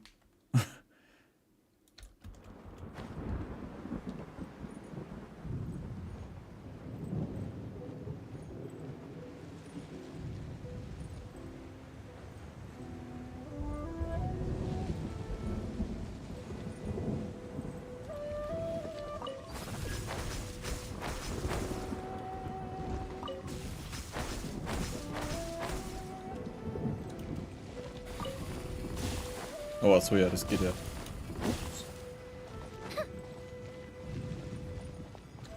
So.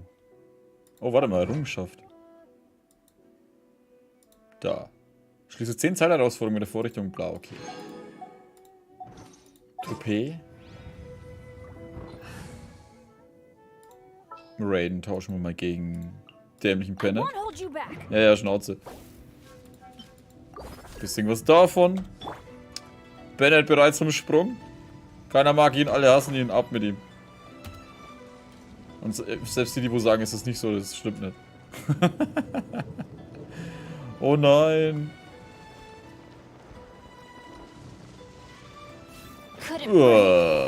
Voll mit dem Gesicht aufgeschlagen.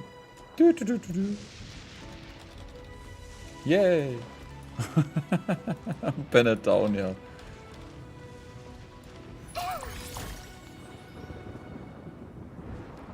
Na gut. Dann haben wir unser Soll auch erfüllt. Habe ich irgendwas vergessen? Nee, auf die anderen Dinge habe ich keinen Bock. Auf die Ansehensdinger jetzt halt. Den wechseln wir gleich wieder aus.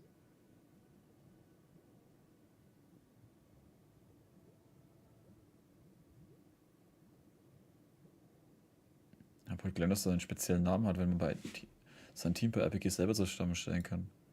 Was meinst du da jetzt genau damit?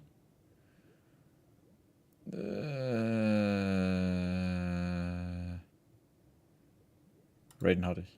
The campaign begins. Oh.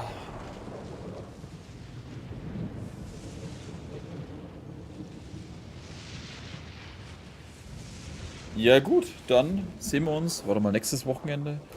Kann sein, dass wir nächstes Wochenende auf entweder auf Freitag oder Sonntag verschieben. Den Stream.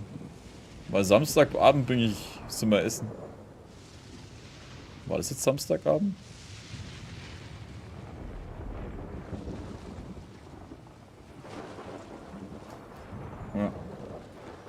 Genau, dann wünsche ich auch, dann machen wir es kurz und schmerzlos. Ich wünsche dann euch auch ein schönes Restwochenende. Schön, dass ihr alle da wart.